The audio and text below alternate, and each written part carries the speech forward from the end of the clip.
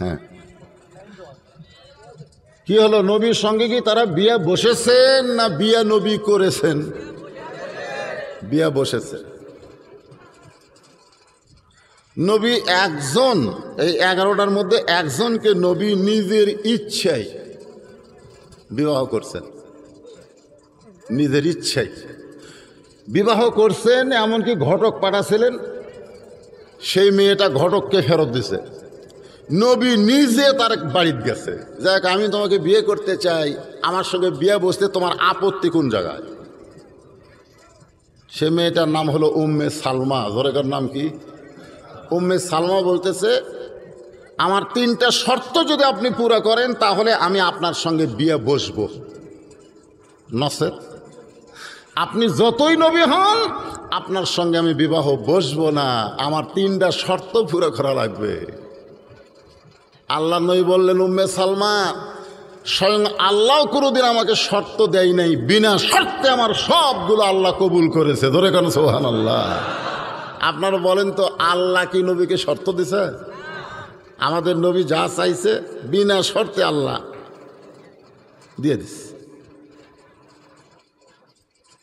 উম্মে সালমা বললেন, আমার 3টা শর্ত যদি আপনি পুরা করতে পারেন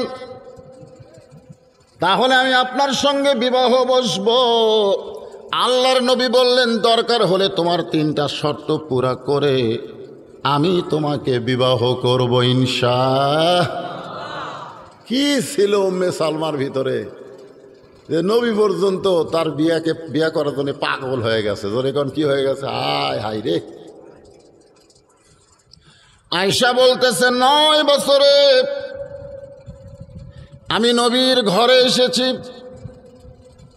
6 বছর আমার বিয়ে হয়েছে, 9 বছরে নবীর ঘরে এসেছি। আমার যখন 18 বছর বয়স তখন তোমাদের নবী আমারে ছেড়ে চলে গেছে।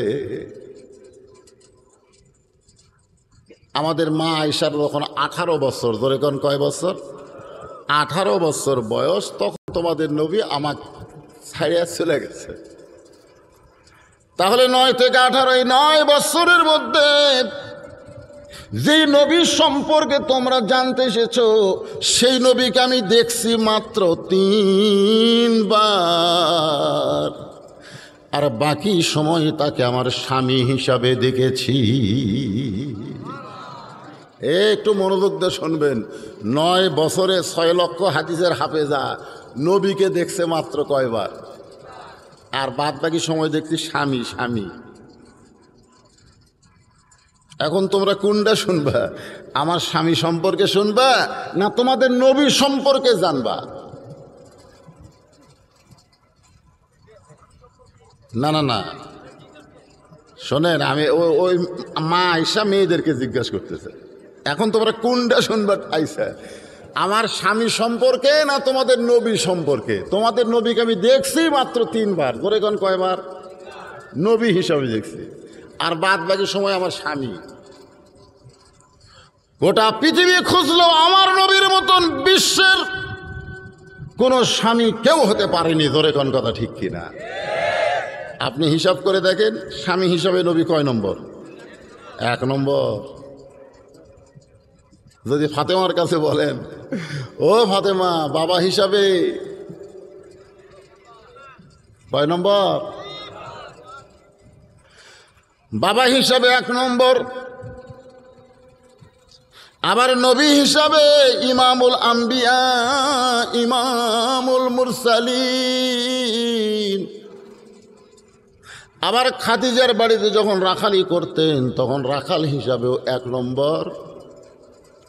খন্দকের যুদ্ধে যখন মাটি কাটা শুরু হয়ে গেল, সাহাবীরা বললেন, আমরা 6 জন 10 জন সাহাবী যতটুকু মাটি কাটি, নবী তার চাইতে একাই বেশি মাটি কাটে। আবার জেহাদের ময়দানে গেলে 27টা যুদ্ধে নবী সেনাপতি ছিলেন। নবীর মতন সেনাপতি পৃথিবীতে কেউ হতে পারবে না। আপনি যেই দিকে যাবেন, নেতা বলেন, সেনাপতি বলেন, চাকর বলেন, গরিব বলেন, ধনী বলেন, স্বামী বলেন, বাবা বলেন, যত দিক দিয়ে আপনি বলতে পারবেন, আমার নবীর চাইতে এক নম্বর এই পৃথিবীতে কেউ হতে পারে নাই। সেই জন্য আল্লাহ কোরআনে বললেন লাকাত।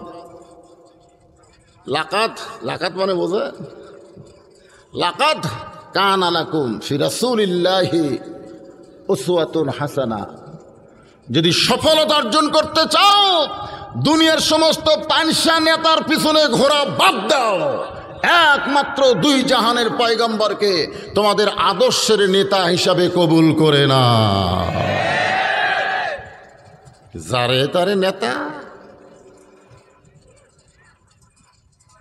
আসেন, এই রবিউল আউয়াল মাসে আল্লাহর কোরআন থেকে আল্লাহর নবীকে নিয়ে আমি আপনাদের সামনে উপস্থাপন করব। একটু মনোযোগ দিয়ে শোনেন। যারা মিলাদ নিয়ে ব্যস্ত আছে, অস্বীকার করা যাবে? মিলাদ মানে নবীর জন্ম, অস্বীকার করা যাবে? কোরআনের মধ্যে মৌলুদুন শব্দ আছে না নাই? যখন আছে না নাই? মৌলুদুন মানে জন্ম। মাঝখানে রাস্তায় হালিমাতুস সাদিয়া বলে, যাদের সঙ্গে আমি মক্কার সম্ভ্রান্ত ঘরের সন্তান নেওয়ার নিয়তে বের হলাম, ওদের গাধাগুলো শক্তিশালী ছিল আর আমার গাধা ছিল দুর্বল। আমি যখন রাস্তার মাঝখানে, মক্কা এবং তায়েফ, বনি সাদ গোত্র থেকে মক্কা হলো 70 কিলো, জোরে কোন কয় কিলো? 70 কিলো। আমি যখন 35 কিলো, ঠিক ওই জায়গায় ওই সকল মেয়েরা সন্তান নিয়ে ফিরে আসতেছে, সন্তান নিয়ে চলে আসতেছে। তাদের গাদা ভরা, উট ভরা উপঢাও কর। আমাকে বলে, হালিমা খামাখা যায় লাভ নাই। কি জন্য যাবা? মক্কার ধনী ঘরের যত সন্তান সব আমরা নিয়েছি, বিনিময়ে দেখো উট দুম্বা বোঝায় আমরা মাল সামানা উপঢাও কোন পেয়েছি। একটা মাত্র ছেলে মক্কায় আছে, যে জন্মের আগে বাবা হারাইছে, খুব গরিব, এতিম। হালিমাতুস সাদিয়া বলে, আহারে আমি একটা অভাবী নারী, মক্কার ধনী ঘরের সন্তান নেওয়ার আশায় বের হলাম, আর রাস্তার মাঝখানে খবর পেলাম সব ধনী শেষ, একটাই আছে, সেটা হলো এতিম। এখন মক্কায় যায় লাভ কি? হালিমাতুস সাদিয়া বলে, আমার যানবাহন ছিল গাধা। আমি গাধাকে লক্ষ্য করে বললাম, গাধা তুই আসলেই দুর্বল, আর তোর কারণে আমার ভাগ্য খারাপ, সব বাড়িতে ফিরে চল, ওই মক্কায় গিয়ে আর কোনো লাভ নাই। এই কথা যেই মাত্র বলেছি, আমার গাধা খরগোশের মতন কান খাড়া করে এত জোরে আমাকে পিটে নিয়ে মক্কার দিকে দৌড় দিল। বর্তমানে যেখানে আল্লাহর কাবা ঘর, সে ঘরের কাছে গাধা ঘুরমি খেয়ে পড়ে গেছে। আমি গাধাকে তিরস্কার করে বললাম, গাধা তুই কি রে? তোরে কইলাম বাড়িতে চল, আর তুই বাড়িতে না গিয়া চলে আসলি মক্কায়। এখন তুই তো আর বাঁচবি না, যে জোরে দৌড়াইছিস ঘুরমিকে পড়ে গেছিস। গাধার মুখ মাটির সঙ্গে লাগায় হালিমাতুস সাদিয়া দেখে গাধার চোখ দেখালি দর দর করে পানি পড়তেছে। জঙ্গলের পশুরা বলে, আজ হয় মোদের খুশির দিন। সবাই বলেন, জঙ্গলের পশুরা বলে, আজ হয় মোদের খুশির দিন। বিশ্বজাহানে আসিয়াছেন রাহমাতুল লিল আলামিন। এটা হলো নবীর মিলাদ। হালিমাতুস সাদিয়া বলে, আমি গাধাকে যখন তিরস্কার করতেছি, কান দে মর, চোখ দে পানি পড়তেছে, মর। তোরে কইলাম বাড়ি চল, তুই চলে আসলি মক্কায়। এমন সময় এক বুড়ো মানুষ হালিমাতুস সাদিয়ার দিকে লক্ষ্য করে ডাকতে বলে, মা গো, তুমি আসার আগে অনেক মেয়েরাই ছিল, নাতির দিকে একটাবার কেউ ফিরে তাকাই নাই। তুমি যখন সবার শেষে আইছো, মা আমার এতিম রে কি একটাবার দেখবা না? সেই সময় নিয়ম ছিল, কোরাইশ বংশের সন্তানদেরকে মা দুগ্ধ পান করাতে পারত না। হালিমাতুস সাদিয়া বলে, মুরব্বী আমি এত গরিব, মক্কার ধনী ঘরের সন্তান নেওয়ার আশা এসেছিলাম, কিন্তু রাস্তার মাঝখানে দুর্বল গাদার কারণে পড়ে সব শুনলাম তারা নিয়ে গেছে। একটা এতিম নাকি মক্কায় আছে, এসেছি যখন একটা নজর দেখতে চাই, তবে নেওয়ার মতন আমার শক্তি নাই। হালিমাতুস সাদিয়া বলে, শুধুমাত্র দেখার জন্যে বর্তমানে সেই ঘরটা লাইব্রেরি হয়ে আছে। জোরে গান সুবহানাল্লাহ। যেই ঘরে নবী জন্ম নিয়েছে সেই ঘর এখনো আছে, তবে সৌদি সরকার সেই ঘরটাকে লাইব্রেরি বানাইছে। হালিমাতুস সাদিয়া বলে, ওই ঘরের মধ্যে ঢুকে দেখি তোরা দেখে যা আমেনা মায়ের কোলে। শোনেন নাই কবি নজরুলের? হালিমাতুস সাদিয়া বলে, আমি ঘরের মধ্যে ঢুকে দেখি আমিনার কোলে। এটা সন্তান না পূর্ণিমার চাঁদ? জোরে কোন সুবহানাল্লাহ। 400 রোজ গ্রহ তারা তারি নূরের ইশারা, 400 রোজ গ্রহ তারা তারি নূরের ইশারা, নইলে যে অন্ধকারে ডুবিত এই ধরনী। সেই জন্য আল্লাহ বলেছেন সিরাজাম মুনীরা। ওই দেখো আলো আসতেছে, আলো এই কয় না, মানুষ কয় না, ওই দেখো আলো আসতেছে। আসলে আলো কি আসে না নিয়ে আসে? কথা কন না কেন? তা আমরা তো বলি না, ওই দেখো ওই যে আলো আসতেছে, আলো আসতেছে, আলো আসতেছে। কিছুক্ষণ পর যখন লোকটা আপনার সামনে আসলো, আপনি বললেন আব্দুর রহিম তুই? বলে হ্যাঁ। এতক্ষণ তো তোকে দূর থেকে চিনে পাইনি, খালি আলো দেখছি রে, তোকে তো দেখিনি। আপনারা এখন বলেন তো, ওই হেজাক, যে হেজাক নিয়ে আব্দুর রহিম আসতেছে, ওই হেজাকের দাম বেশি না আব্দুর রহিমের দাম বেশি? কথা কন না কেন? কার দাম বেশি? আব্দুর রহিমের দাম বেশি, কারণ আব্দুর রহিম তো হেজাক নিয়ে আইছে রে, হেজাক তোর আসেনি। আজকে যারা নবীকে নূর বলে তারা নবীর দাম কমায় দেয়, কারণ নবী নূর নয়, নবী হচ্ছে নূরওয়ালা। ধরে কোন ঠিক কি না? এই জন্য আমার সঙ্গে বলেন, 400 রোজ গ্রহ তারা তারি নূরের ইশারা, নইলে যে অন্ধকারে ডুবিত এই ধরনী। সবাই বলেন নবী মোর পরশমণি, নবী মোর সোনার খনি, নবী নাম ভাবে যেজন সেই তো দোজাহানের ধনী। এত সুন্দর সন্তান যদি কোনো নারী দেখে, আপনারা বলেন তো, মেয়ে মানুষেরা এমনি তো সন্তান দেখলে কোলে নিবার চায়। ধরে কোন কথা ঠিক কিনা? হালিমাতুস সাদিয়া বলে, এত সুন্দর সন্তান আমি লোভ সামলাইতে পারলাম না, আমি একটু দ্রুত গতিতে গিয়ে আমিনার কোল থেকে যখন সন্তানকে আমার বুকে নিলাম, ওই সন্তানের পরশে আমি দুর্বল হালিমা সবল হয়ে গেলাম। চিন্তা করে দেখেন, তখন তো তিনি নবী নন, তখন তিনি নবী হন নাই, কিন্তু একটা সন্তান ছিল, সেই সন্তানের পরশে যদি হালিমা দুর্বল মানুষ সবল হইয়া যায়, তাহলে আমরা যদি নবীকে গ্রহণ করি, নবীর মাধ্যমে পাঠানো কোরআনকে যদি গ্রহণ করি, তাহলে মুসলমান কোনোদিন দুর্বল হবে না, মুসলমান পৃথিবীর মধ্যে সবল হবে। জোরে বলেন কথা ঠিক কি না?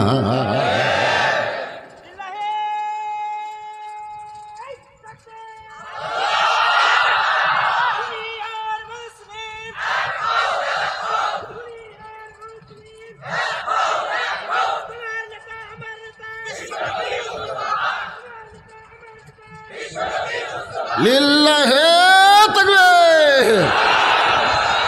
চিন্তা করে দেখেন, নবী হয়েছেন কখন? হালিমাতুস সাদিয়া যখন কোলে নিছে, তখন কি নবী নাকি? তখন তো ওই শিশু বাচ্চার শত্রু কেউ ছিল না, কেউ না। যে আবুল আহাবের নামে একটা সূরা আছে, তাব্বাত ইয়াদা আবিল আহাব, নাই? যে আবুল আহাবের হাত ধ্বংস করে দাও। সে আবুল আহাব যখন জানতে পারলো যে আব্দুল্লাহ তো বাচ্চা পেটে দিয়ে মারা গেছে, সে আব্দুল্লাহর ঘরে একটা ফুটফুটে সন্তান হয়েছে, দাসী যখন আবুল আহাবকে খবর দিছে, আবুল আহাব খুশি হয়ে 2 আঙ্গুল দিয়ে তুই আজাদ, আমাদের একটা সুন্দর ভাষা হয়েছে, এই খবর আমারে দিলি, আমি খুশি হয়ে তোরে মুক্তি করে দিলাম। তাহলে চিন্তা করে, নবীর মিলাদে আবুল আবু খুশি, নবীর মিলাদে আবু জেহেলও খুশি।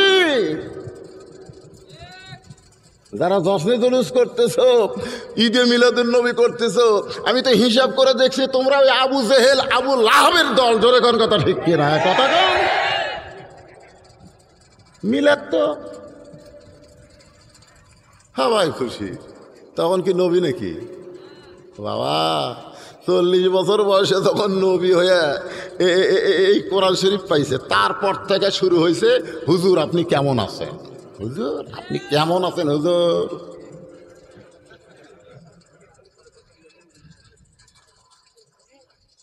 আমি গত রাত্রে যেখানে ওয়াজ করছিলাম, এখানে কিছু ইউটিউবার আছে, 5 বিবি, জয়পুরহাটের 5 বিবি,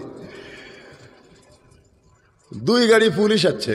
কেরে ওয়াজ 2 গাড়ি পুলিশ।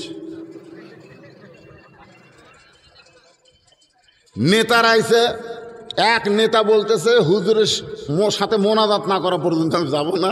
ওই নেতা ঘরের মধ্যে আমার কানে বলেছে, সরকার বিরোধী খালি একটা কথা কবেন, টেজক থেকে নামা পারবেন না।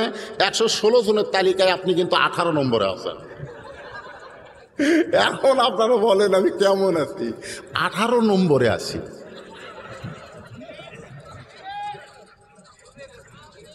কারণ বাংলাদেশে কোনো চোর ডাকাতের তালিকা নাই, কোনো ঘুষখোরের তালিকা নাই, কোনো দুর্নীতিবাজের তালিকা নাই। যে সমস্ত আলেমেরা কোরআন থেকে তাফসীর করে তাদেরকে আবু জেহেলের নেতারা তালিকা করে। জোরে গান কথা ঠিক।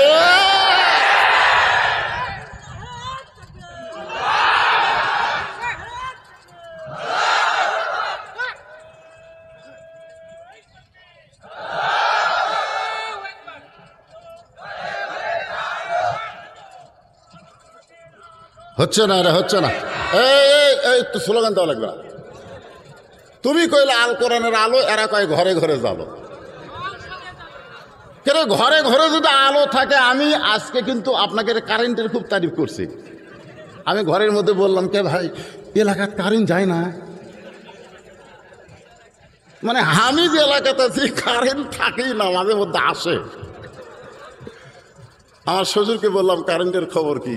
ভাই তুমিও যা কারেন্ট চাই। আমি বললাম আমার সঙ্গে কারেন্টের তুলনা দিচ্ছেন কেন? বলে তুমি যেমন মাঝে মধ্যে আসো, থাকো না, কারেন্টও মাঝে মধ্যে আসে, থাকে না। আমার এলাকায় কারেন্ট জামাইয়ের সম্মানে আছে, আসে ঠিকই, থাকে না। কিন্তু আপনাকে এলাকায় দেখলাম এখন পর্যন্ত চায় না। তারপরেও ওই ঘর থেকে বের হওয়ার সময় পিছন থেকে একজন বলতেছে, এই লাইট আছে, লাইট আছে, হুজুরকে আলো ধরে নিয়ে যাও। তখন কি বুঝালো? খালি ঘরে ঘরে আলো থাকলে হবে না, রাস্তাঘাটে আলো জ্বালাতে হবে। জোরে কোন কথা ঠিক কিনা? যদি রাস্তায় আলো না দিত, ওই ঘরের থেকে আলোর মধ্যেই ছিলাম, মাঝখানে অন্ধকারে আমি আসতাম কি করে? এই জন্য যারা কোন আল করেন আলো ঘরে ঘরে জ্বালো, এরা ভুল স্লোগান দেয়। এই সংসদেও জ্বালানোর কথা বললে ওরা বলবে ওরা ওই দল, দরকার কি? আমরা বলবো সব জায়গায় জ্বালো, সব জায়গা। ওই হাইকোর্ট, সুপ্রিম কোর্ট, সংসদগণ, এমনকি বাংলাদেশের পতিতালয়ের ভিতরেও আল্লাহর কোরআনের আলো জ্বালায়া তাদেরকে ভালো করা দরকার। জোরে কোন কথা ঠিক কিনা? এই জন্য আমি যে বলবো আল কোরআনের আলো আপনারা সবাই মিলে দেন, বারবার স্লোগান দেন না। ওয়াজ কিন্তু আগে বিনে উম্মে সালমা কিন্তু 3টা শর্ত দিয়ে বোঝাতে হতো। ধরে কর কথা ঠিক কিনা? আর আয়েশা কি বলছে? আমি নবীকে দেখছি কয়বার। তোমরা কোনটা শুনবে? এই ওয়াজগুলো তো আপনাকে কমপ্লিট করা লাগবে, লাগবে না? এই জন্যে বেশি স্লোগান না, মাঝে মধ্যে আমি মারবো, অসুবিধা নেই। আল কোরআনের আলো, কোরআন হাদিস যেখানে, দুনিয়ার মুসলমান লিল্লাহে তাকবীর। হ্যাঁ না, এখন বাজতেছে 11টা, তো এরকে সাইজ আমি করে নিলাম কেবল রাত 8টা। মানে স্লোগান যত দিবেন তাই বলে সব স্লোগান লয়। এই যেগুলো স্লোগান দিলাম, এই স্লোগান যত দিবেন তত শরীরের মধ্যে একটা জোশ পয়দা হবে। ধরে কোন কথা ঠিক কিনা? হ্যাঁ,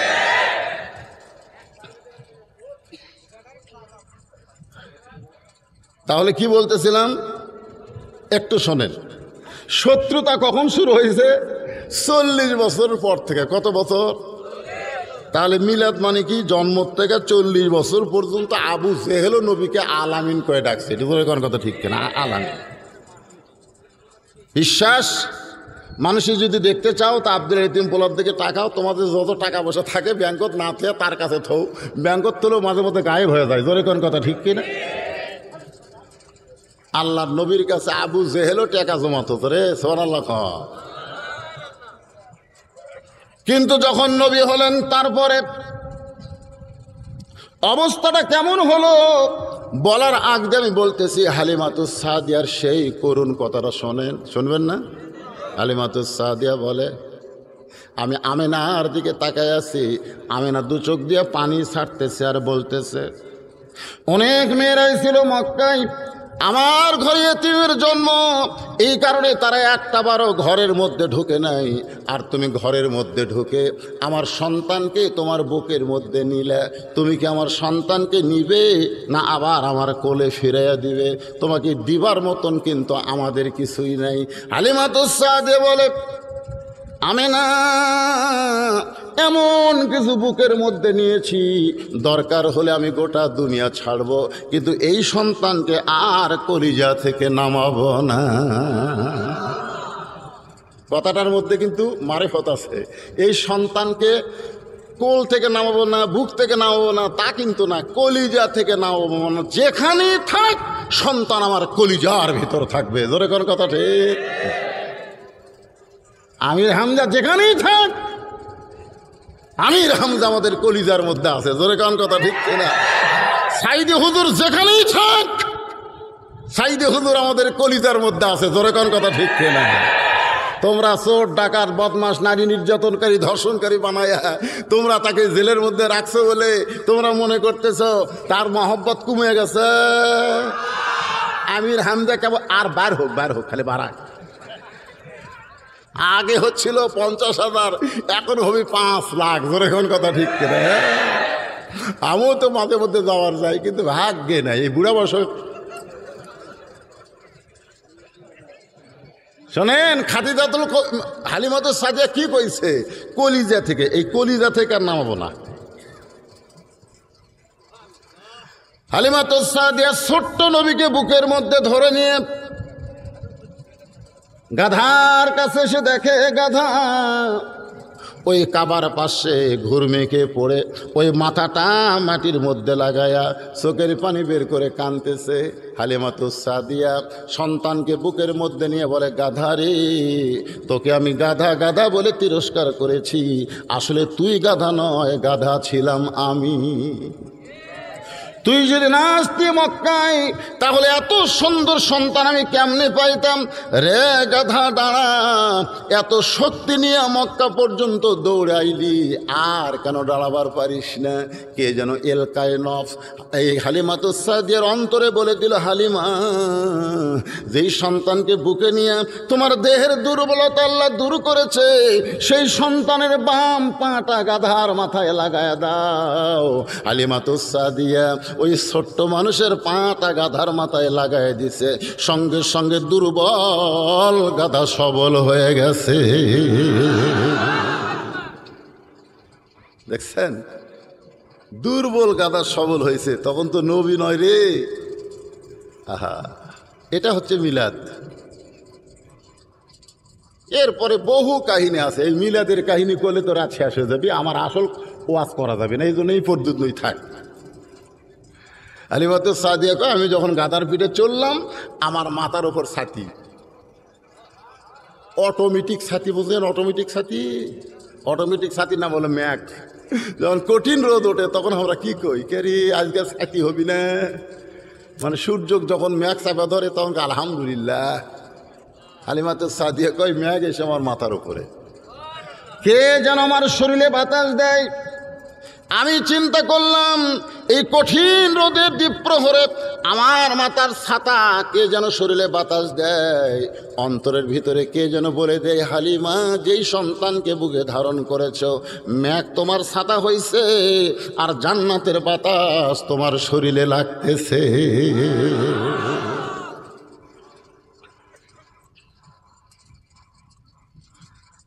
নবী হয় নাই 25 বছর, সেই সময়ে কিন্তু নবীর একজন বিবি হয়েছিলেন, নাম হলো খাদিজা। দরকার নাম কি? খাদিজা। হালিমা কিন্তু মা, আর খাদিজা হচ্ছে নবীর স্ত্রী। তখনও কিন্তু নবী না, 25 বছর। দরকার কয় বছর? 25 বছর। তো ওই খাদিজাতুল কুবরা 25 বছরের যুবককে যখন বিয়ে করলো তখন নবী ছিলেন খাদিজার বাড়ির রাখাল। এই রাখালক বিয়ে করছে খাদিজা। এটা শুনে তেলতালারা, ওই আবু জেহেল, উতবা, সাইবা, আবু সুফিয়ান যারা আছে এরা চিন্তা করে, কে হামাকের মতন বড় বড় নেতা থাকতে মক্কার সবচাইতে ধনবতী রমণী খাদিজা বিয়ে করলো ওই এতিমকে, যার কিছুই নাই, চাল নেই, চুলা নাই, খাদিজার বাড়ির কাম করা খায়। এই নেতারা রাস্তার মধ্যে যেখানেই বসে সেখানেই গল্প করে। খাদিজা মারাত্মক ভুল করছে, মারাত্মক ভুল করছে। তো আল্লাহ রাসূল খাদিজাকে বলতেছে, দেখেন আমি তো আপনাকে বিয়ে করার সাহস পাইনি, আপনি আমার সাথে বিয়ে বসলেন, কিন্তু রাস্তাঘাটে বার হলে জনগণ একটা কথা বলে, আমার সাথে বিয়ে হয়ে আপনি নাকি ঠকে গেছেন। এই কথা শুনতে ভাল লাগে না। খাদিজা বলতেছে, যারা যারা বলে আপনি কি তাদের নাম জানেন? তো বলতেছে উমর ইবনুল হিসাম। তখন তো আবু জেহেল ছিল না, ওর নাম ছিল উমর ইবনুল হিসাম। আবু সুফিয়ান, উতবা, সাইবা, উলি মুগিরা তো খাদিজা একদিন দুপুরবেলা তাদেরকে দাওয়াত দিছে। দাওয়াত দিয়ে বলতেছে, ও মক্কার নেতারা, আপনারা নাকি বলা বলি করেন আব্দুলের এতিম পোলাকে স্বামী হিসাবে গ্রহণ করে আমি ঠকে গেছি। বলে 100 বার ঠকছেন। আমাদের মতন নেতারা থাকতে আপনি এই এতিমকে স্বামী হিসাবে কবুল করলেন কেন? খাদিজাতুল কুবরা বলেন, আমি ঠকেছি না জিতেছি, এই জন্য তোমাদেরকে 3টা প্রশ্ন করব, তোমরা উত্তর দিবা। 1 নম্বর প্রশ্ন হলো, তোমরা বলো তো আমি খাদিজার বংশের দাম বেশি না আব্দুল্লাহর এতিম পোলার বংশের দাম বেশি? তোমরা যারা বলতেছ খাদিজা ঠকে গেছে, তোমাদের কাছে জানতে চাই এই 2 বংশের মধ্যে উচ্চ বংশ কোনটা? সমস্ত নেতারা বলতেছে আব্দুল্লাহর এতিম পোলার মতন কুরাইশ বংশ এই পৃথিবীটার কারো হবে না। খাদিজা বলতেছে, তাহলে নিম্ন বংশের একটা মেয়ে হইয়া উচ্চ বংশের একটা ছেলেকে স্বামী হিসাবে পাইলাম, এখানে আমি জিতলাম না আব্দুল্লাহর এতিম পোলা জিতল? নেতারা কয়, এখানে তো আপনিই জিতছেন। আমার 2 নম্বর প্রশ্ন হলো, আমার চেহারা ভালো না আব্দুল্লাহর এতিম পোলার চেহারা ভালো? তোমরা সত্যি করে একটু নজর করে তাকায় দেখো, আমি খাদিজার চেহারা ভালো না আব্দুল্লাহর এতিম পোলার চেহারা ভালো? আবু জেহেল চিল্লায় বলে, খাদিজা তুমি কার সঙ্গে কি বলতেছ? গোটা দুনিয়ার সমস্ত মানুষের চেহারা যদি এক পাল্লায় দেওয়া হয় আর আব্দুল্লাহর এতিম পোলার চেহারা যদি অন্য পাল্লায় দেওয়া হয়, দুনিয়ার সমস্ত মানুষের চাইতেও আব্দুল্লাহর এতিম পোলা সুন্দর হবে। তাহলে এখন তোমরাই বলো, আমার মতন একজন 40 বছরের বিধবা কম সুন্দরী নারী হইয়া দুনিয়ার শ্রেষ্ঠ সুন্দর একটা যুবককে স্বামী হিসাবে গ্রহণ করলাম, এখানে আমি জিতলাম না আব্দুল্লাহর এতিম পোলা জিতল? তো এটা তো আপনি জিতে গেছেন খাদিজা। আমার 3 নম্বর প্রশ্ন হলো, আমার বয়স বেশি না আব্দুল্লাহর এতিম পোলার বয়স বেশি? সমস্ত নেতারা বলতেছে আপনার বয়স হলো 40 আর আব্দুল্লাহর এতিম পোলার বয়স হলো 25। খাদিজা বলতেছে, তাহলে চিন্তা করে দেখো, 40 বছরের একটা বিধবা 25 বছরের তরতাজা যুবক স্বামী পাইল, এখানে আব্দুল্লাহর এতিম পোলা জিতলো না আমি জিতলাম? বলে এই দিক দিয়েও তো আপনি জিতে গেছেন। তাহলে সব দিক দিয়ে যদি আমি জিতে যাই আর তোমরা রাস্তাঘাটে বলা বলি করো আমি নাকি ঠকে গেছি, তাহলে ঠকলাম কোন দিক দিয়ে? আবু জেহেল বলতেছে, ঠকার দিক একটাই, সেটা হলো এত বড় ধনী হয়ে এই ইয়েতিমকে স্বামী হিসাবে গ্রহণ করলেন কেন? খাদিজা বলতেছে এটাই যদি তোমার ধারণা হয় তাহলে এই মুহূর্তে আমার যত সম্পদ আছে আমি সব আব্দুলের ইতিম পোলাক দিয়ে দিলেন।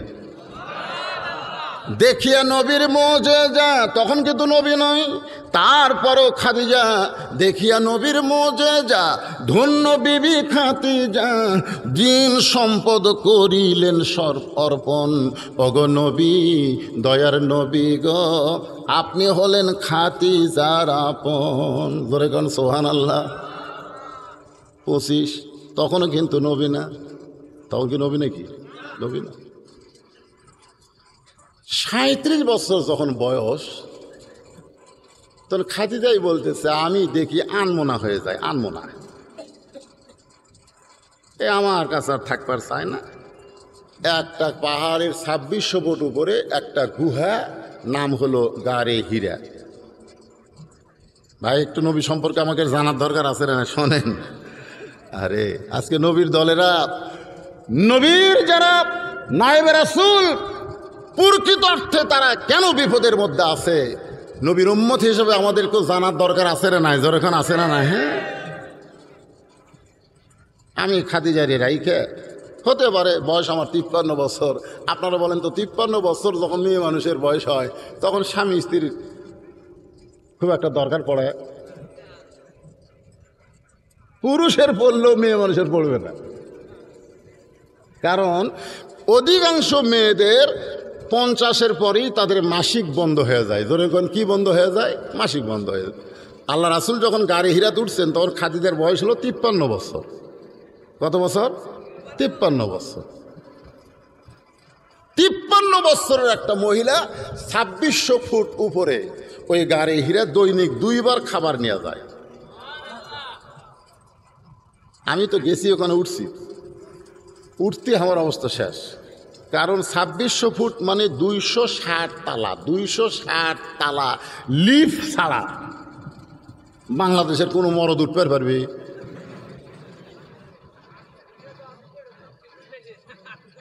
না না না, ওখানে উঠছি কিভাবে সেটা বলতেছি। ওখানে উঠতেছি কিসের মহব্বতে? আল্লাহ রাসূলের মহব্বত। রাসূল যে গুহার মধ্যে আল্লাহর কোরআন পাবে, সেই গুহাটা কীরকম রে, সেই গুহাটা কীরকম অবস্থায় আছে একটু দেখার দরকার আছে না নাই?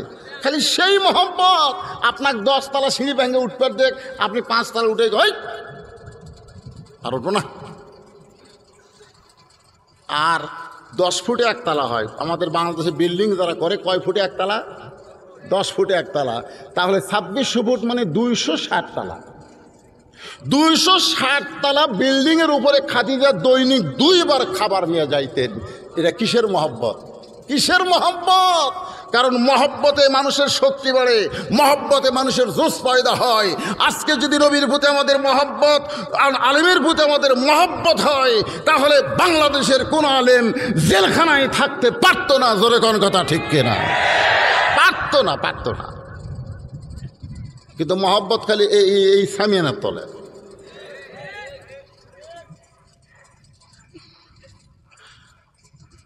নবীর বয়স যখন 40, এমন সময় আল্লাহ ফেরেশতা জিবরাইলকে পাঠিয়ে দিছে কোরআনের 5টা আয়াত দিয়া। ধরে কোন কয় আয়াত?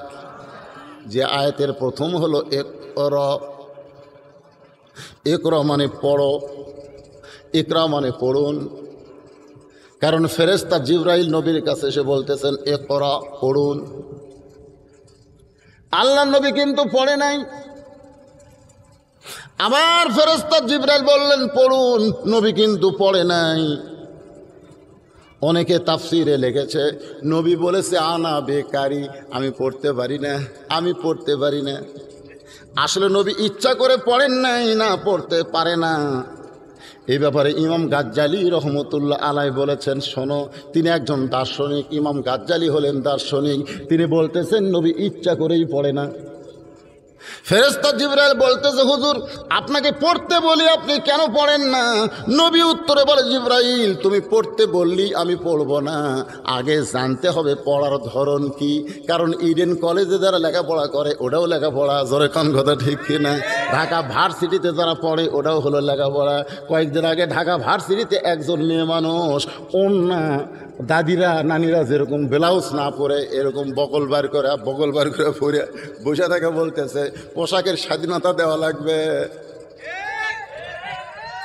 চার পাঁচজন লোক বলতেছে পোশাকের স্বাধীনতা দেওয়া লাগবে। হাজারটা মিডিয়া গেছে, হাজারটা মিডিয়া ছবি তুলতেছে পোশাকের স্বাধীনতা। এক মেয়ে বলতেছে আগেকার দাদি নানিরা তো এরকম করে থাকতো, ওরা ব্লাউজ পরতো না। দাদি নানিরা কি ভার্সিটির যাই এরকম করছে? অভাবের কারণে পোশাক পায়নি বলে হয়তো তারা এরকম ব্লাউজ ছাড়া শাড়ি পরছে, কিন্তু তাদের বগল কোনো মরদ মানুষ দেখবার পায়নি। ধরে কোন কথা ঠিক? হ্যাঁ, কথা ঠিক কিনা?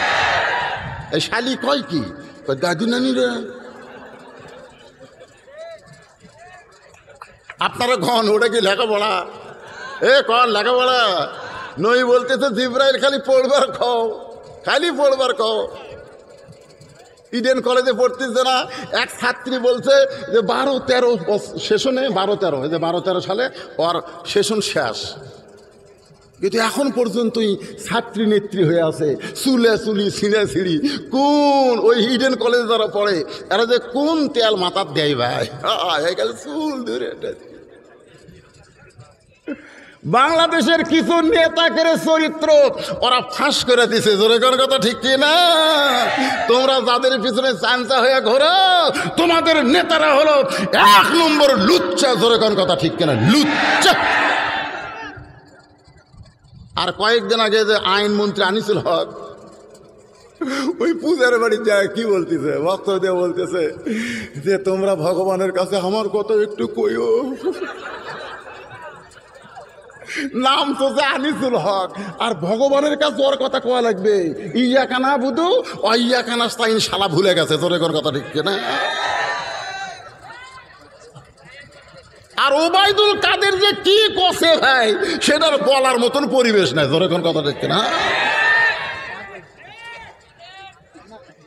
খালি পড়লেই হবে না। ইকরা মানে কি? পড়ো। কি পড়বো? আল্লাহ রাসূল বললেন জিবরাইল শুধু পড়তে বললি আমি পড়বো না, আগে জানতে হবে পড়ার ধরন কি।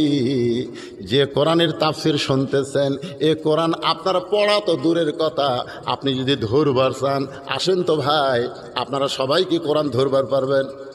আমি যেরকম কোরআন ধরেছি এখানে অনেকে আছে কোরআন ধরতে পারবে না, কারণ কোরআন ধরবার গেলে লা ইয়ামুসসুহু ইল্লা, তুমি স্পর্শ করতে পারবা না যতক্ষণ পর্যন্ত তুমি পবিত্র না হবা। তাহলে পবিত্র হয়ে যে কোরআন স্পর্শ করতে হয়, সেই কোরআন যদি মানুষ একবার গ্রহণ করে সেই মানুষ ফেরেশতার চাইতেও পবিত্র হয়ে যাবে। তাফসীরুল কোরআন মাহফিল। এই যুবকেরা, রে আবার খাড়া হলো, কি হয়েছে? পেশাব লাগছে? অসুবিধা নাই, অনেক মানুষ তো, সব মানুষকে এক মেজাজের হয়, 2-1 পেশাব টেশাব লাগবেই। ও আবার পানি খাবার যাচ্ছে, যাক তৃষা লাগছে। আপনারা কি বিরক্ত হচ্ছেন? আপনারা কিন্তু মনে রাখবেন, খালি আয়েশা 9 বছরের নবী দেখছে কয়বার? 3 বার। আর উম্মে সালমা নবী সত্য দিছে কয়টা? 3টা। এটা আপনাকে জন্য না, এই ওয়াজগুলো করা লাগবে ওই যে পর্দার মধ্যে থেকে যারা পোশাকের স্বাধীনতা চায়। আল্লাহ কোরআনে বলেছে অকরনা ফি বুয়ুতিকুন্না ওয়ালা তাবাররুজনা তাবাররুজাল জাহিলিয়াতিল উলা, মেয়েরা তোমরা ঘরের মধ্যে থাকো, হেজাবের মধ্যে থাকো, পর্দার মধ্যে থাকো, ওই জাহেলি যুগের মেয়েদের মতন সাজগোজ করে তোমরা বের হয়েও না। এই কথা কার? এই কথা হলো আমার আল্লাহ। আর 90% মুসলমানের দেশে এরা পোশাকের স্বাধীনতা চায়। তো আমাদের কিছু ইউটিউবার ভাইরা আবার এরা ইয়েও বানাইছে, ভিডিও করছে। এক ছেলে বিয়ে করবে, বাপ মাও নিয়ে গেছে, চাচা গেছে, যে মেয়ে দেখে পছন্দ হয়ে গেছে। মেয়ে কিন্তু একেবারে টাকাটুকুও দিছে, দিয়ে বাপ চাচারা যখন বাইরে আসতেছে তখন ছেলে বলতেছে আব্বা এই মেয়েটা কোন কলেজে লেখাপড়া করছে এটা শোনা দরকার। তোকে হয় রে বা আমরা তো শুনিনি। তখন ছেলে বলতে জাতি শোনায়। তো আস্তে আস্তে যা মেয়ে বলছে আপনার দেখে তো পছন্দ হয়ে গেছে, বিয়েও হবে, সবই ঠিক আছে, কিন্তু আপনার লেখাপড়া কোন কলেজে? মেয়েটা বলতেছে ইডেন কলেজ। যেই কছে ইডেন কলেজে ভাই, ওই ভয়ের ঠেলায় এত দূরে দৌড় মারছে, দরজা ভাঙ্গে গেছে। বাপ মাকে দৌড়াসকে ওই ব্যবসাক বিয়ে করা যাবি না, ওই ইডেনের ছাত্রী।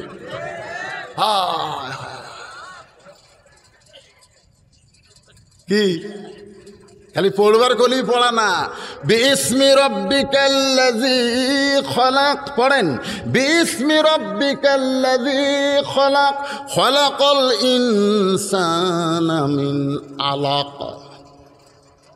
আল্লাহর নবীর উপরে আল্লাহ তাআলা 5টা আয়াত নাজিল করলেন। নবী আর গাড়ি হীরার মধ্যে থাকলেন না, কারণ আলো যখন পাইছে অন্ধকারে থাকার দরকার আছে। নবী নিচে চলে আসলেন। খাদিজাতুল কুবরা খাবার টোপলা করে যখন হীরা গুহার দিকে যাবেন, এমন সময় নবী নিচে চলে আইছেন। খাদিজা খাবার নিয়ে যাচ্ছেন আর নবী চলে আইছেন। খাদিজা রসিকতা করে বলতেছে, আজকে কি খিদা বেশি লাগছে নাকি? আজকে কি আপনাকে ক্ষুধা বেশি লাগছে নাকি? আমি খাবার নিয়ে যাওয়ার আগে আপনি নিচে নেমে আসলেন।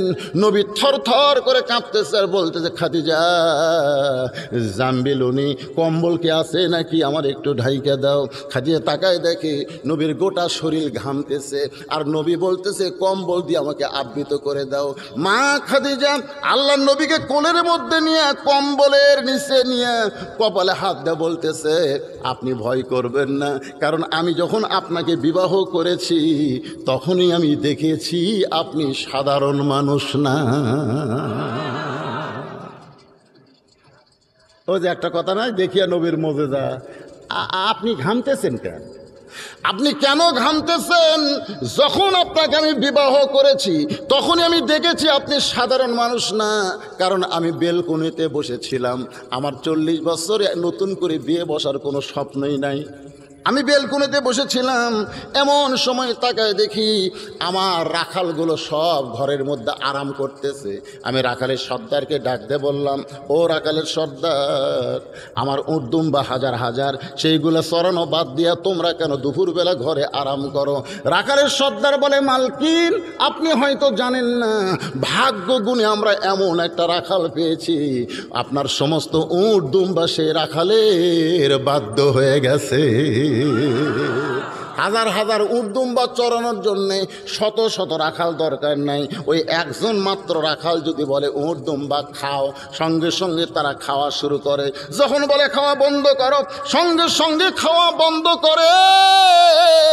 ওই উর্দুম্বাকে যদি বলে চলো, উটের লাইনে উর্দুম্বা লাইনে দুম্বা লাইন হয়ে রওনা দেয়, তাহলে খামাকা আমাদের রাখালের কি দরকার?